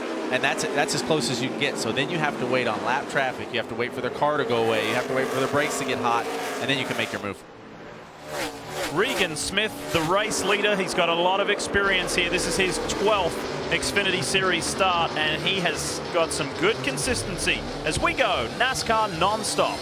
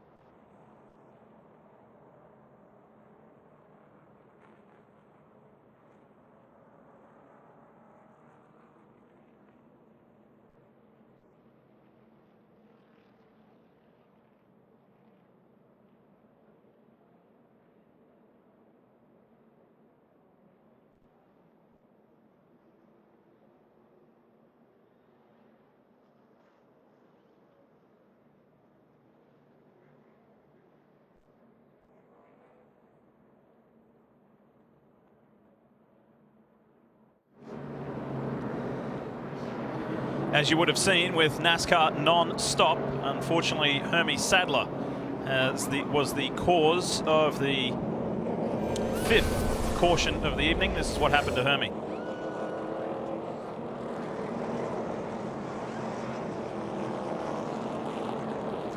As a driver, when the car gets loose like that right at that spot, you have to decide, am I going to turn right, try to save this thing, or am I just going to spin it out, come get some tires? He made the right call there. It's really easy to destroy the car against the fence by overcorrecting. Been a tough night for both Sadlers. Elliott's back in 26th place after his early race problems. Those guys must have lifted the right side of that car without the jack. It looked like they couldn't get that jack under there with both tires flat. So 88 laps to go in this Virginia529 College Savings 250. And there is plenty of action on pit road. Come in, tires, fuel, Mike, and they'd be good to go to the end from here. Yeah, they should be, and I think the only concern really Regan Smith has right now is the center. He says he's been a little bit snug there, and that's really been the only issue. They're going to make a track bar adjustment. 4 Goodyears and Sunoco race fuel. Dave? Brian Scott said, I'm turning better, but I'm looser off. 4 Goodyear tires full of Sunoco fuel and a wedge adjustment, Marty. Well, Dave, with under 90 laps to go and 2 sets of tires left, all these teams taking a chance to fix their race car a little bit. Chase Elliott said it fired off better than it had all night long. No changes on that 9-car, 4 Goodyear tires. Joey Logano said he was a little loose off. That was his only concern. A slight air pressure adjustment for Logano here on pit road. Oh, did you see that race off pit road? And who's back up there? The 54 of Kyle Busch.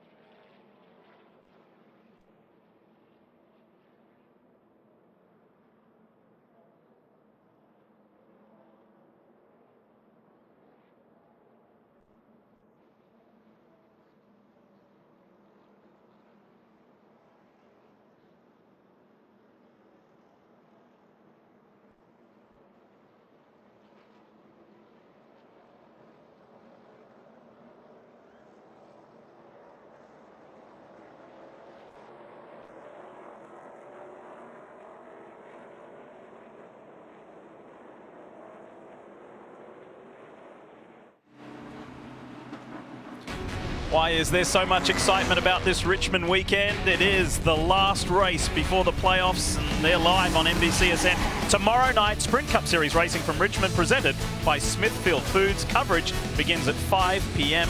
Eastern. Don't really need to worry too much about that, Carl Edwards. You're already in the chase. You're off. We'll deal with that in a moment. We've got to get to Marty Snyder. Marty?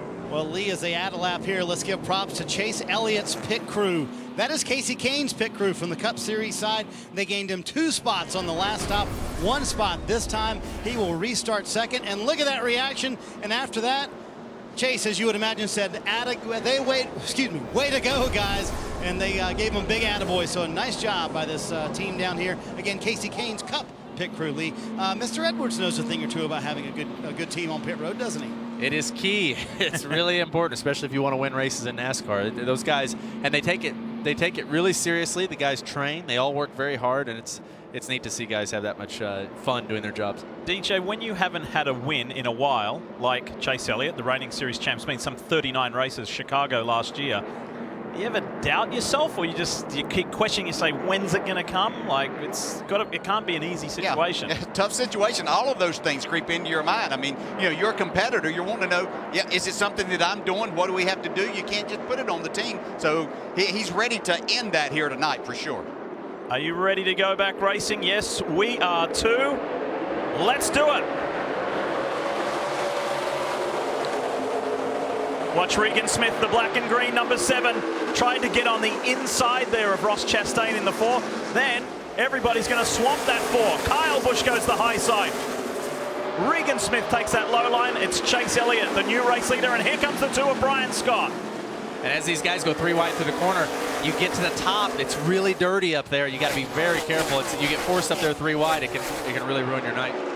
Well, a tough spot. Ross Chastain stayed out there. They'd had some strategy last week that parlayed into a top 10 finish for him, but this is not working at all with everybody with new tires. Bad feeling, isn't it, Carl? It's a lot tougher than it looks to hang on like Ross Chastain's doing it. We did that last week. We stayed out, and it's tougher to drive in your mirror and watch those guys than it is to actually go forward and pass people. It is uncanny how often tonight the Dillon brothers have been together on track. Austin and Ty, they're at it again. The 3 and the 33. Ty's ahead this time of his older brother, looking to gain valuable championship points because just a couple of cars back is Chris Buescher. However, Chase Elliott, 3rd in the points, trying to defend his NASCAR Xfinity Series title. This could be the night that he's been wanting for some time, but there are some Cup regulars looming. Here comes Busch and Logano.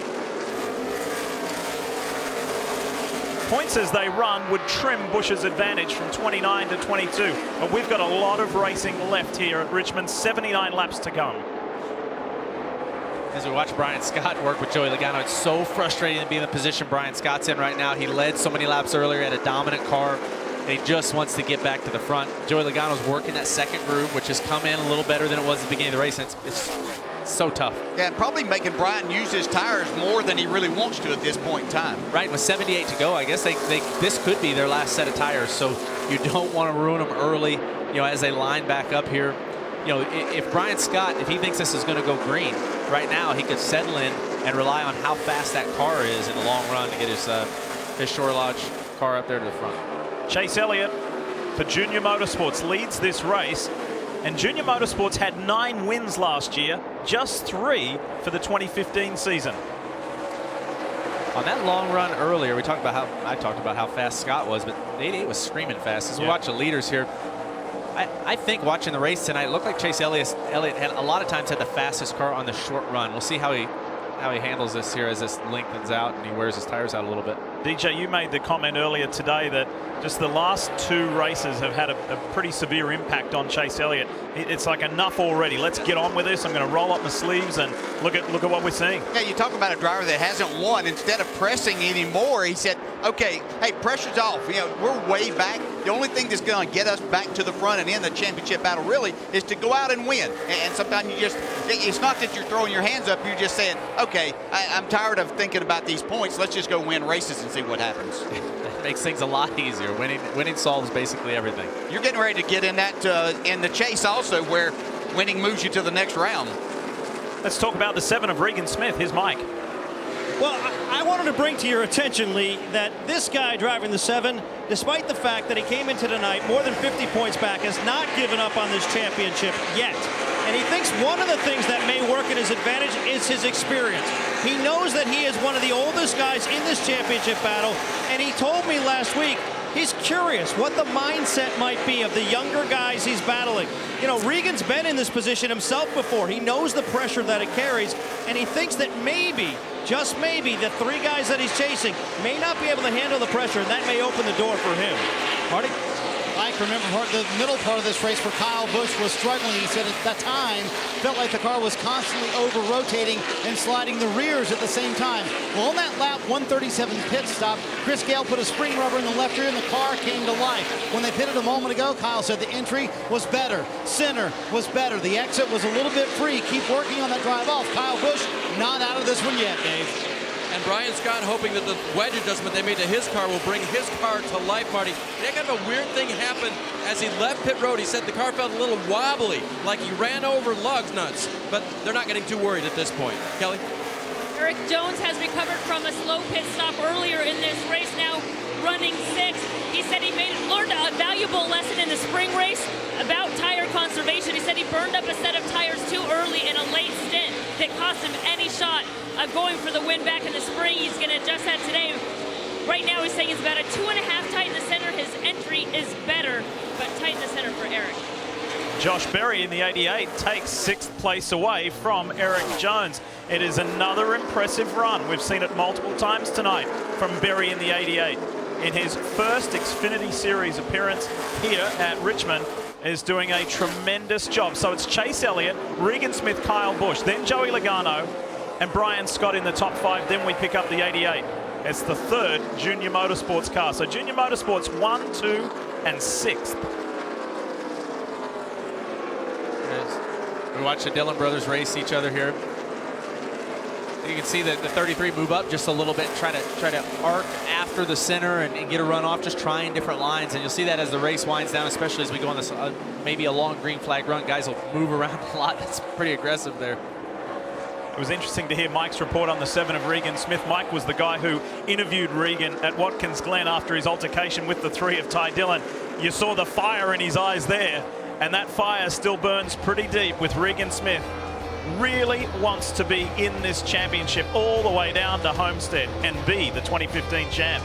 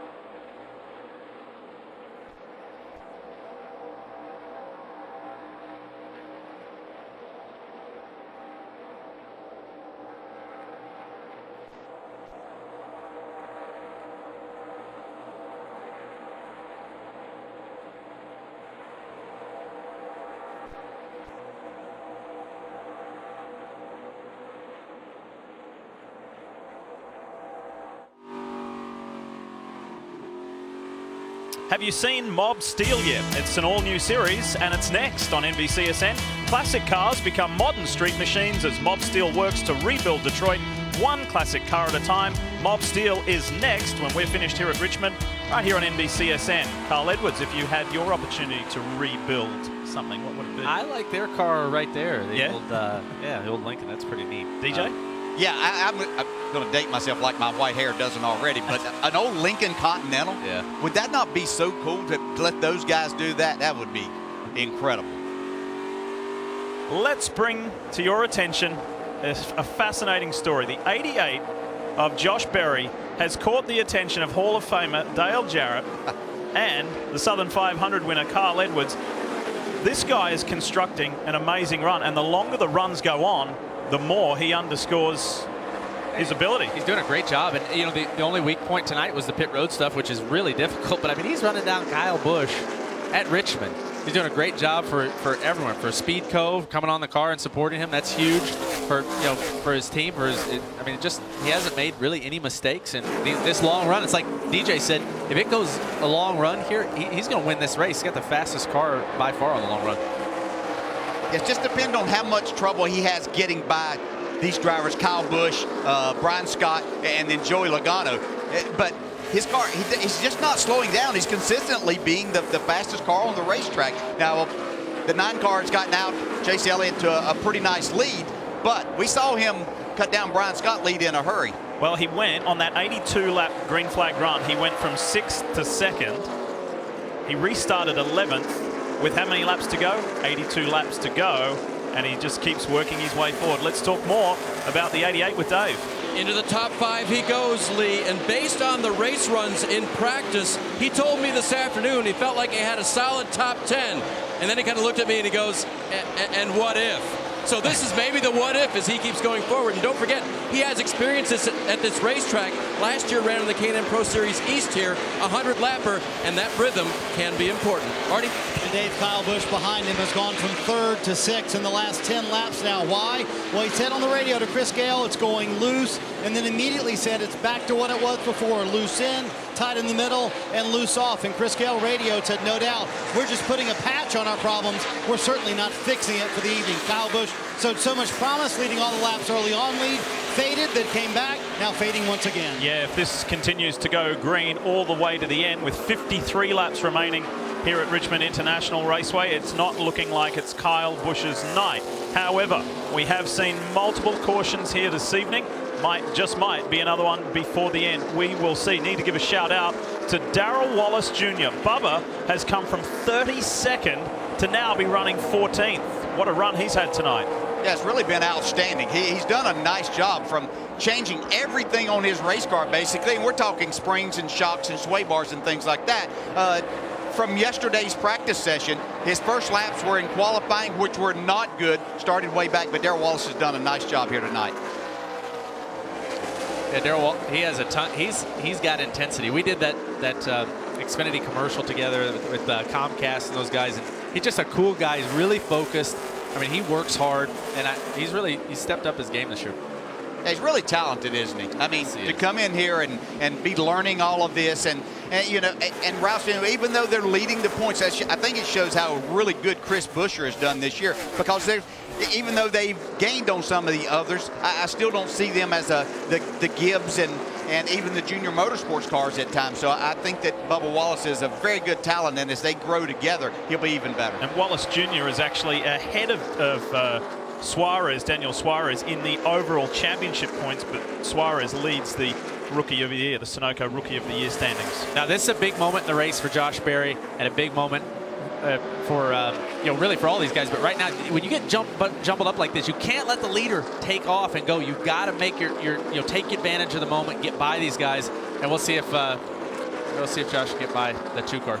Ryan Reed there, you saw him tangling with the 7 of Regan Smith. Ryan Reed is the first car a lap down, so top 15.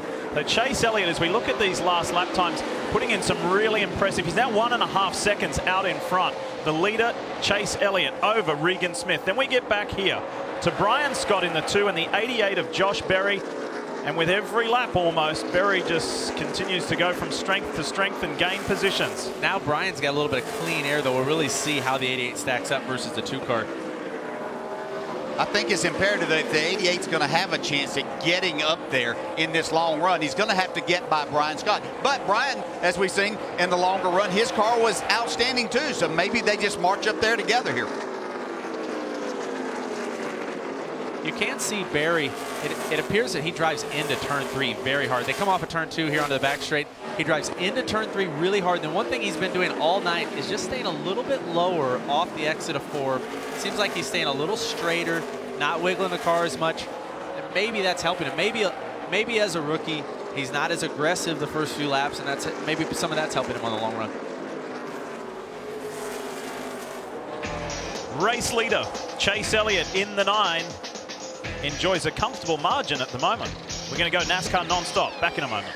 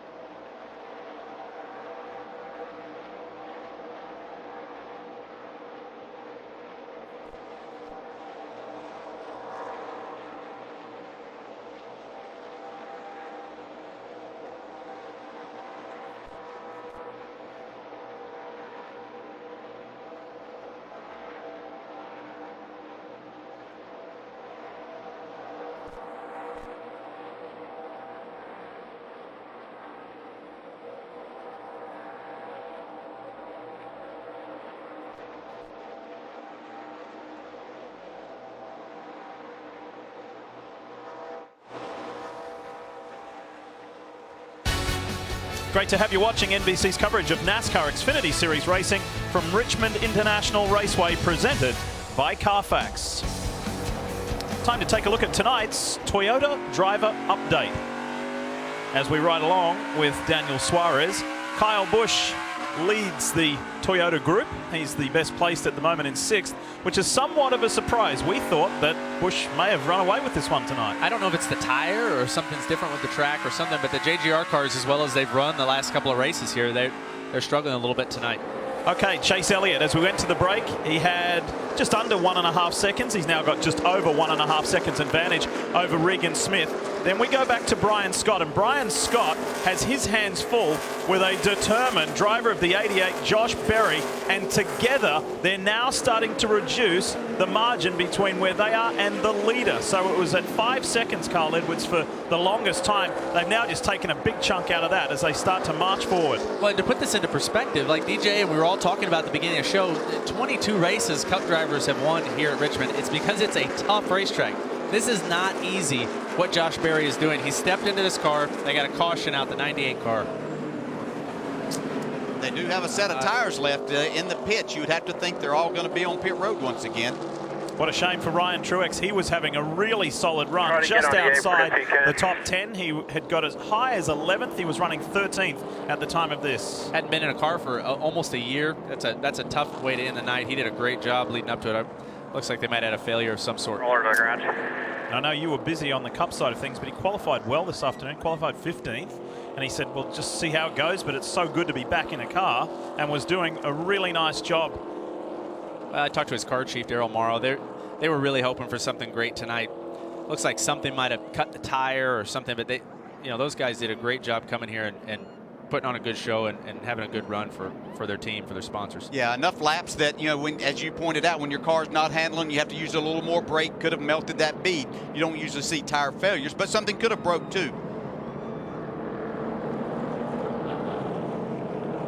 So this kind of resets things, doesn't it? Yes. Everybody gets a shot to head to pit road one last time. They've got tyres in hand, and this is going to set up quite the scramble, quite the race. Under the lights here in Richmond to the end. We've got just 33 laps left to run. I think we'll see him on pit road, but does somebody really gamble this back there and take 2 tires to get the track position and see what it does? It's really not something you expect at Richmond here. They've got enough laps left. It might help, but it would just have to work out perfectly in your favor. Pits are opened up. There's a lot of lap cars between some of these leaders here. It'll be interesting to see how big of a gap some of these guys have onto pit road. Remember what Marty told us a little earlier, the terrific teamwork and pit work on the 9 crew. Just the last 2 stops have been phenomenal. We'll see if they can do it again. Regan Smith is racy tonight in the 7. He is all fired up. Let's head to pit road. We start with Mike Massaro.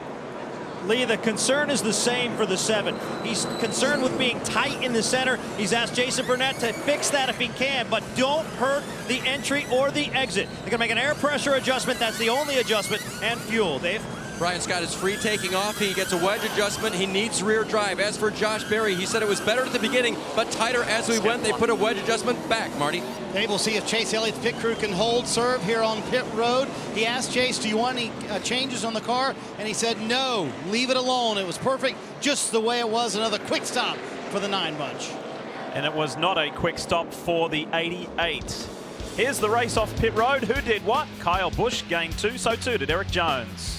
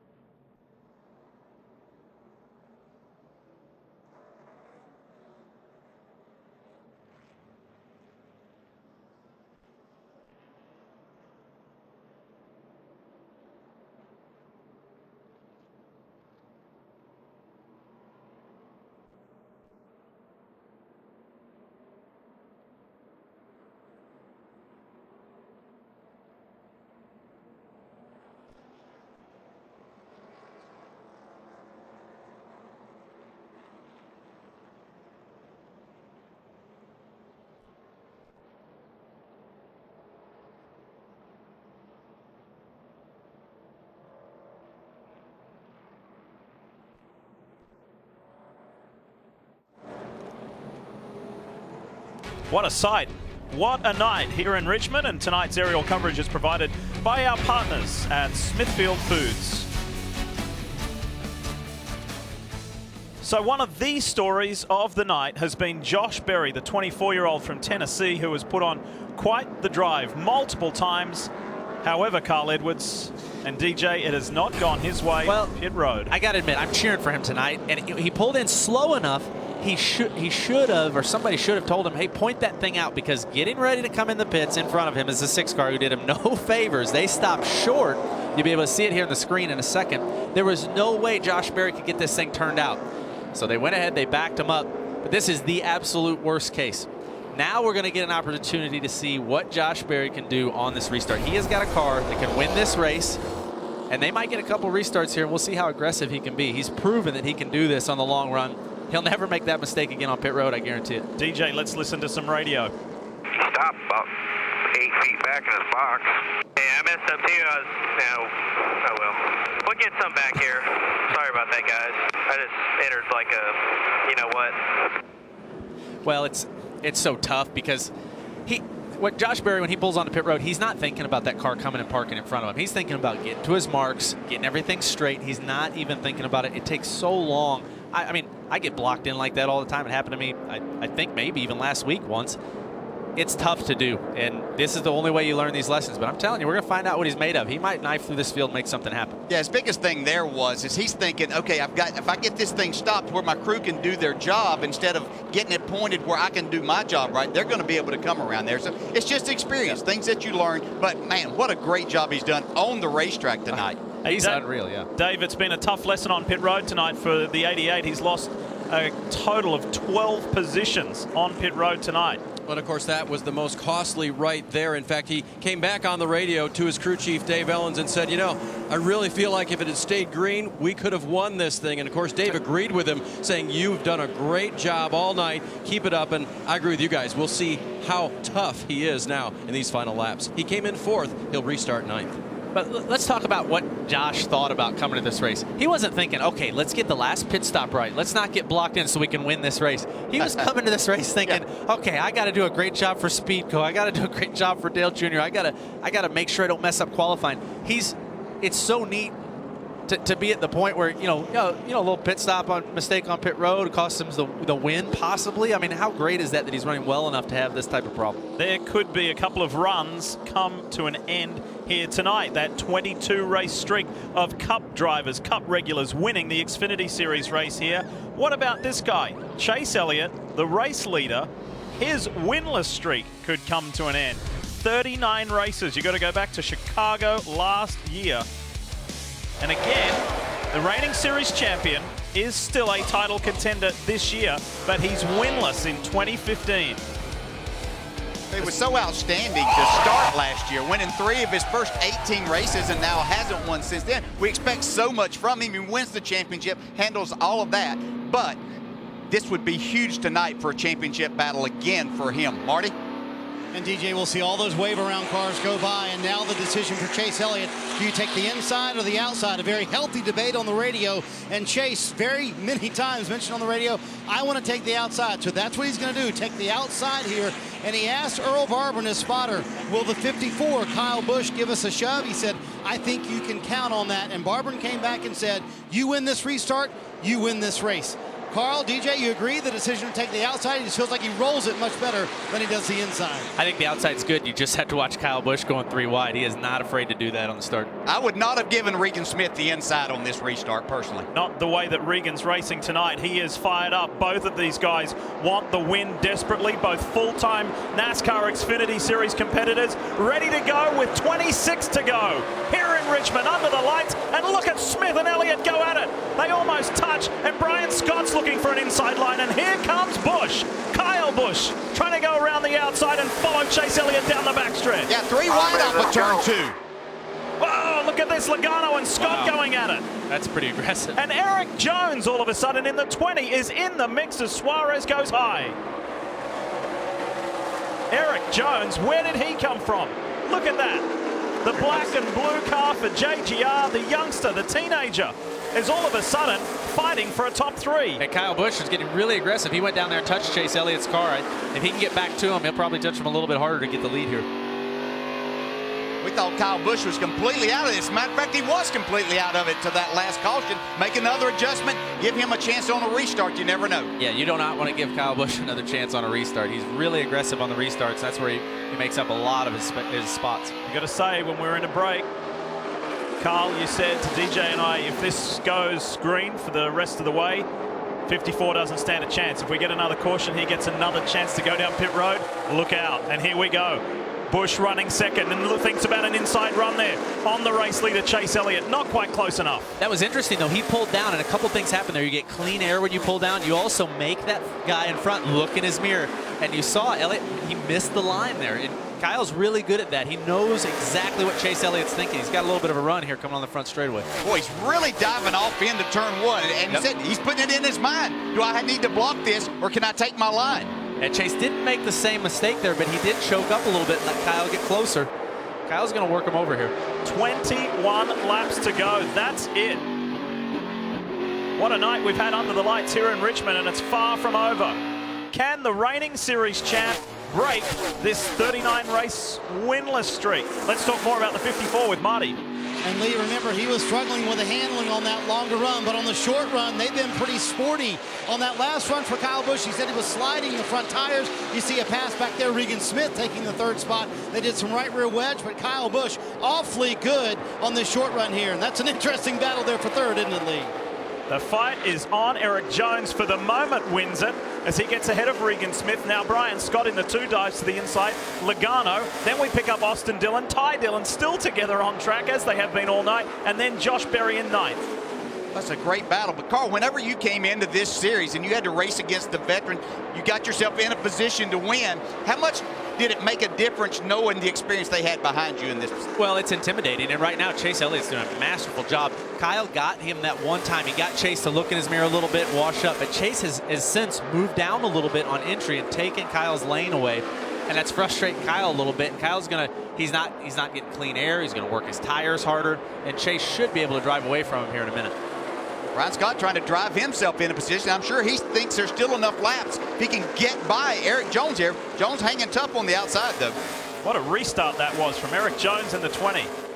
Yeah, and I watched Josh Berry on that restart, too. He almost made some magic happen. He got underneath someone, I don't remember which car it was, and they pinched him down. He could have wrecked him, and he didn't. He backed out. He made a smart move. Incidentally, our championship leader, Chris Buescher, it's been a bit quiet tonight for Chris. We haven't seen a whole lot of him, but he is running in 10th.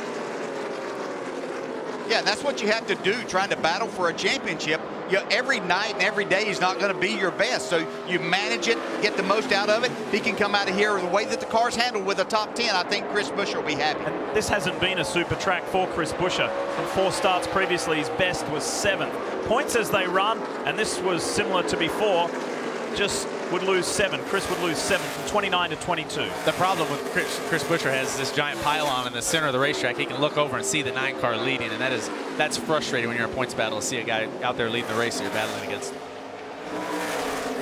Joey Logano in the 22, the Hertz machine, now starting to loom large in the mirror of Eric Jones, and he draws alongside Brian Scott.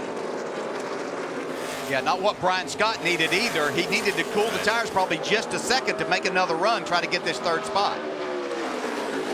Chase Elliott has just half a second advantage over the 54 of Kyle Busch. Can he grow that with 14 to go? Well, he weathered the storm there. Kyle Busch, that was just Kyle Busch driving this race car that's not handling very well, trying to put enough pressure to see if he could get the 9 of Chase Elliott to make a mistake. And Kyle knows that. He knows, man, I'm imagining right now, Kyle, he's settled in a little bit. He realizes they've got some lap cars, but he's not going to go out there and abuse his stuff. He wants another restart because, that's where Kyle's going to be the most intimidating. He's going to have the biggest shot at getting into the lead. DJ, we were talking about this at dinner last night, weren't we? It's just so easy to say Chase Elliott and not remind ourselves that he's still 19. Yeah.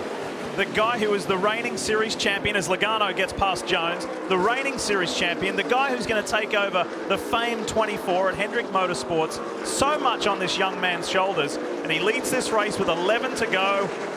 Could get his first win of 2015. Could get his first win in 39 races. We kept watching this young man last year saying, when's he going to fold under the pressure, as everybody kept coming at him for that championship, and he just didn't do it. He reminds you so much of his dad, who I had the pleasure of racing against, that they're just alike. Yeah, I think, when I watch his interviews and I watch him race, he really seems like he's as hard on himself as anyone can be. He's really self-critical. It seems like he really pays attention. And, he did not fold under that pressure from Kyle as he drives 3 wide here. How about that move? Knifing through traffic. He knows this is important right here. Kyle does too. Look how aggressive they're both being. That might have been the race right there, Carl. You can't, if you slow down and wait for those guys to get out of the way, then the 54 is on your bumper. Yeah, that was a great job working through traffic. I think Marty's got some more on the 9. Well, Carl, when I talked to him a few weeks ago about this, quote, winless streak, I asked him if it was starting to bother him. He said, you know, racing is cyclical like that. You'll go through periods where you win, and you'll go through periods where you don't win. I can't let myself get down about that. My job, keep putting us in a position to win, and then when we're in that position, take advantage of it. We've been in that position a few times this year, and we haven't taken advantage of that, but they certainly have tonight. But, Carl, you can talk about that. When you go through a dry spell like that, it's easy to get frustrated, but it also helps to have a level head, doesn't it? Yeah, it's really easy. I mean, we're all competitive. Everybody is, you know, I mean, you'd want to get every last bit you can. I did notice a couple of things. Both of his rotors, the front and rear rotors, are glowing. And he also, Chase looks a little bit loose in. He's managing that really well. And then he's also using the apron just a little bit on exit. So his car, he might be having a little bit of trouble right now. Traffic ahead, the 43 of Dakota Armstrong and the 62 of Brendan Gaughan. 7 to go here at Richmond. Can Chase Elliott hang on and break this 22 consecutive race streak of NASCAR Sprint Cup full-timers coming to the Xfinity Series and winning here in Richmond? The last one to do it was the guy who's doing the chasing, Kyle Busch, back in 2004. Boy, Chase is just getting through the traffic so well. You know, that was a pretty difficult situation a couple laps ago. He's got through it well, even though he does look a little bit loose in. It seems like he's got this clean air. He's gonna check out here for a couple of laps. Kind of odd to see those rear rotors glowing that much. A lot of rear brake to that car. And then you keep seeing him run across the apron in the middle of the corner. And I don't know if that means that he's that tight there, or if his car's turning a little better than he wants, and he's inadvertently run across it. But he's definitely using up the entire racetrack. And fast approaching the scene is the 88 again of Josh Berry. Look at him in the back there in the yellow and blue 88 for Junior Motorsports in the picture as he wants to fight with Regan Smith and Eric Jones. It's going to be one of those situations of what a night, what a great drive, but what could have been if he didn't lose 12 positions on pit road. And let's give Dale Earnhardt Jr. Motorsports, all those guys, you know, his sister, that's really cool. Let's give them a lot of credit for giving a guy like Josh this opportunity. This is huge, putting together that deal with Speedco and to bring him out here. I hope he gets another or more opportunities this year to showcase his talents. 3 to go. This is a good scrap, but it's not for the win. It's not for the victory. Bouncing off the fence and each other. Joey Logano, Eric Jones, Regan Smith, Brian Scott, Josh Berry. Fantastic racing, but up front with 2 to go, Chase Elliott has 1 second over Kyle Busch. And he's got a beautiful sight in front of him, which is a clean racetrack. If he can come here and get the white flag, put together another lap, he's going to be the winner of this race. There it is, 1 to go. 3/4 of a mile for the 19-year-old reigning series champion to break his winless streak. 39 races. It's going to come to an end here under the lights in Richmond. Fantastic performance, didn't have it all his own way, but the reigning series champion keeps himself in contention. Chase Elliott wins in Richmond.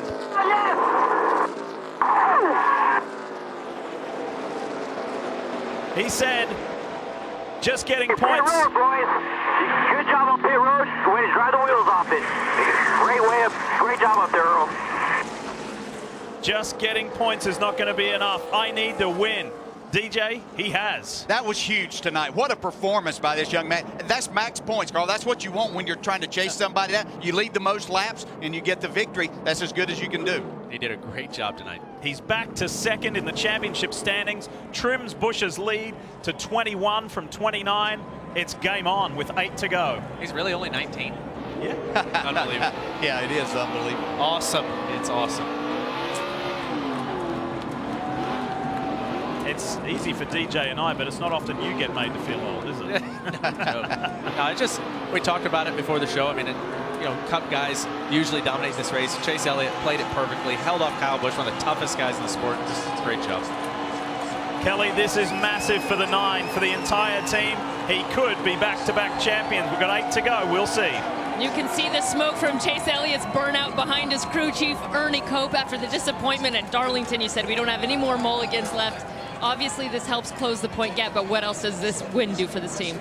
We just need to win, and we talk about we're going to be aggressive and just try winning the races, and whatever happens to the points, it happens. But it just feels good to win a race, and we've been close, and just circumstances hasn't worked out, but it feels good to get one. We just need to keep it rolling. They're going to keep this ball rolling. Great work by the pit crew as well here on the 9-team league. Phenomenal performance. Love the fact that he credited his team. Great work on pit road, guys. Phenomenal performance. A true team effort. And could this be the pivotal point in this 2015 championship? Well, that's just what this 9 team and Chase Elliott needed at this point. They needed a win like this. They're 21 points out. I mean, that's, it's like Chris Buescher said before the race. Said, you know, this, we talk about his points lead. He said this can change in one race. And Chris is very aware of that. This sport can change in a hurry, but right now there's nothing better for these guys than to win a race. As Dale Jarrett said, Elliott weathered the storm from Kyle Busch on that restart. The 54 gave it all he had, but the 9, Chase Elliott, the reigning champion, winner, under the lights in Richmond. Victory Lane is ahead. He'll be thrilled.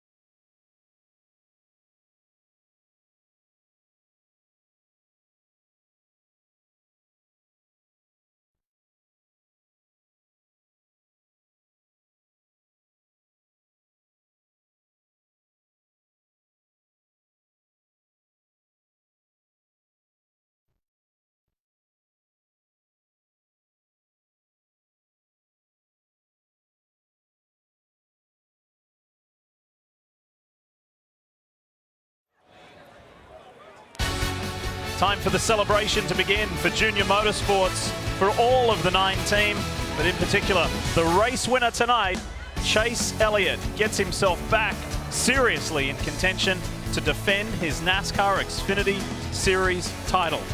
What a night. And his winless streak is over. Time to go to Victory Lane. Here's Marty. Well, for Chase Elliott, it's been 39 races, and he's never won here at Richmond either, Lee, so he had to ask, how exactly do I get to Victory Lane? And he can unbuckle now, and the crew's celebrating a little bit behind him. Chase Elliott, your winner here at Richmond. This is going to be a good celebration.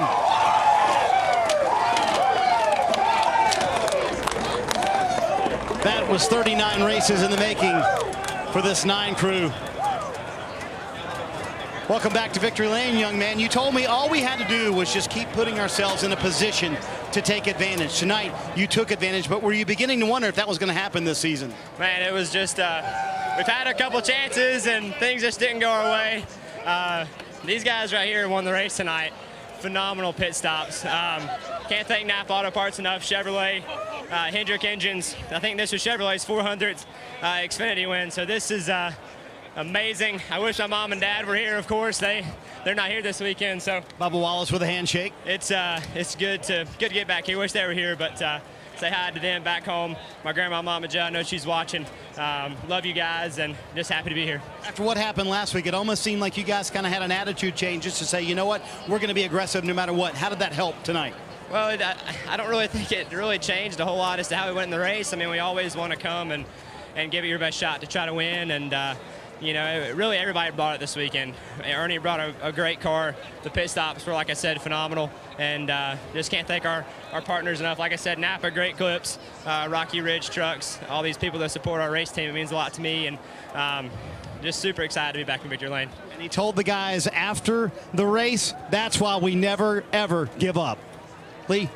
Superb performance in the background. There he is. There's Junior, Dale Earnhardt Jr., and he has multiple reasons to celebrate, not only because of Chase Elliott's victory, but how about back in 7th place, Josh Berry, the young man from Tennessee, and Junior congratulating him on quite the drive. No doubt tonight would have been enormously educational. Let's hear from him. He's with Dave.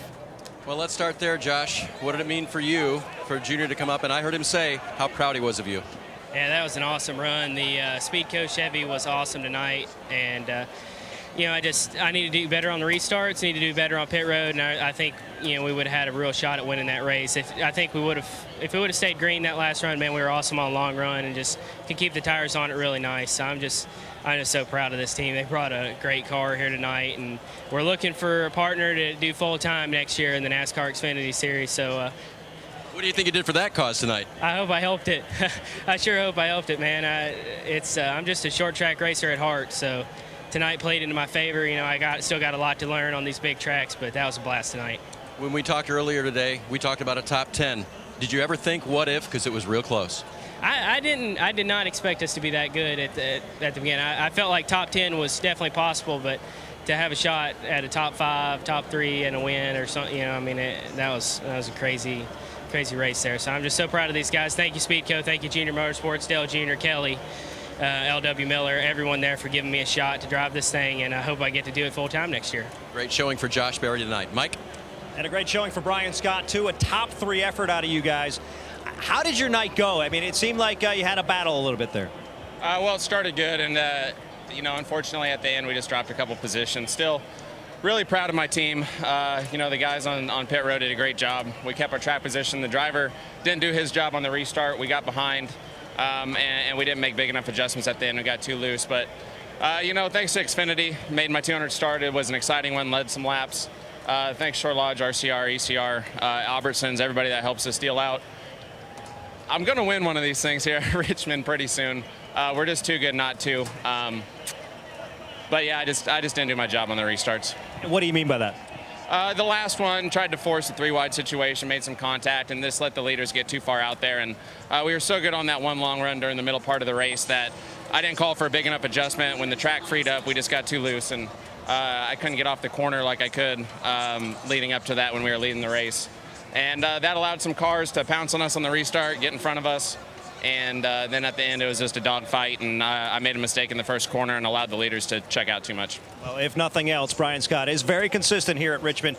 Top 3 effort. Finishes 3rd here, Kelly. It was a top 5 effort for Eric Jones, and Eric got pinned in on a pit stop early, and I know you had your hands full with the 20 car early in this race. How did you guys recover to come away with the top 5? Well, we just really stayed with it all day and tried to get our game stop, like what I mentioned, Camry better, and we did to an extent. It was a 5th place car by the end of the day, and not really much more than that. Unfortunately, we just started so far off. It was hard to reel it back into where it needed to be. So it was a learning day for sure, and we learned a lot about maybe what not to do for next time we come back. But that's not all a bad thing.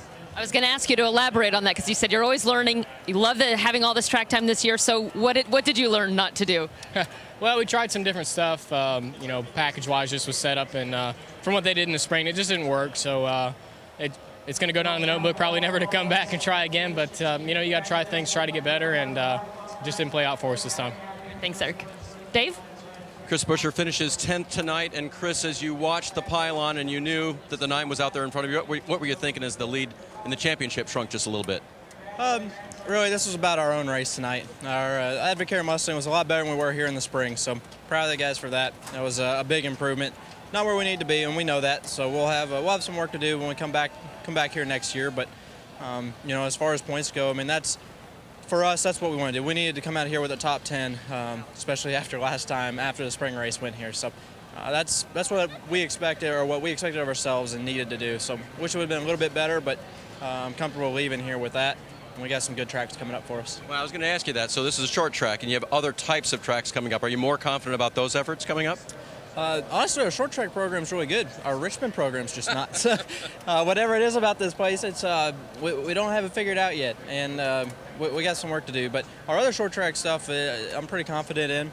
Our 1.5 mile stuff has come a long way this year, especially. So, when we get to these places, hopefully we can get a Mustang back in victory lane and get some more points on this championship hunt.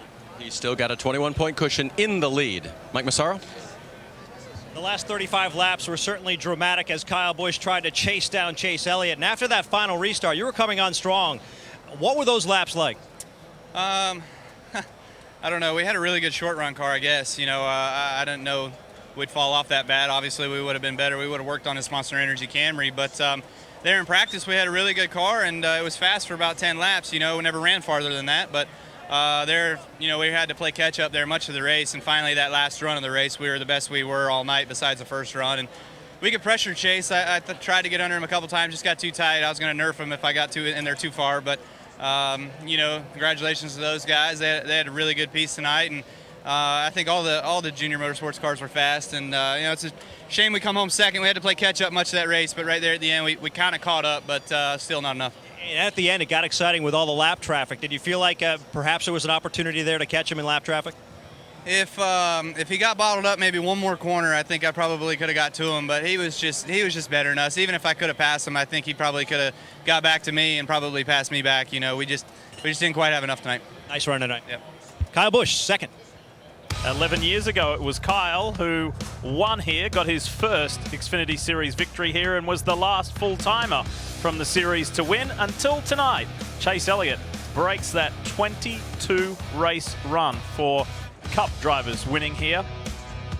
And interesting to hear Kyle's thoughts there as well, as we give you the snapshot of the top 10. The Dillon brothers there finishing 8th and 9th, and Buescher, as he said, our short track program is good, just not at Richmond. But again, he's done enough to lead for now the 16th consecutive race. It's going to be really fun. First of all, thanks for having me up here. It's cool to watch this, and it's going to be really fun to watch the rest of the season, this points battle. I mean, these guys they're serious. Chris Buescher is on a mission. Chase Elliott's on a mission. Pretty cool. Yeah, what an outstanding race throughout the night. We saw different drivers that looked like at different times that we're going to have a chance to win this, and what great battling. So DJ, let's have a look at the points. Coming in, 29 was the margin. Buescher over Ty Dillon. Chase Elliott leapfrogs him now back into second, and it's down to 21. Yeah, and I'm going to give right now, Chris Buescher's done a great job to this level, but if I look at teams and teams that are on the rise right now, and things that I've discussed with Jason Burdett and Ernie Cope over at Junior Motorsports, I believe that Chase Elliott, even though he sits 21 back, and not just because of this tonight, I believe they're on the rise, and Chris Buescher's going to have his hands full with Chase Elliott again. I think I can speak for you, DJ. Carl Edwards, Mr. Southern 500 winner, thank you very much for being our special guest tonight. You did a super job. Hopefully you had a little bit of fun too. I had a really good time, and I'm going to disagree with you. I'm going to say Chris Buescher and the RFR guys are going to dig deep. They're going to fight. I think they're going to be able to hold them off. This is going to be cool to watch. Fun battle. Looking forward to this. Yeah. And then there were only 8 races left in this 2015 NASCAR Xfinity Series Championship. It will be a thriller. Guess what else will be a thriller? It's a big night tomorrow on NBCSN, from pre-race to post and every second in between. The last race before the playoffs, the Sprint Cup Series, racing from Richmond, presented by Smithfield Foods. That live coverage tomorrow starts at 5 p.m. Eastern. Hey, coming up next, we told you about this a little earlier, next on your home of motorsport, it's the all-new series called Mob Steel. What a night under the lights. Chase Elliott back to victory lane. On behalf of the entire NBC Sports NASCAR team, this is Lee Diffie saying thanks for watching on your home of motorsport. This copyrighted telecast may not be reproduced, retransmitted, or used in any form without the authorized written consent of NASCAR Broadcasting. NASCAR would like to thank all of our loyal fans for your continued support, and we hope you enjoyed today's broadcast.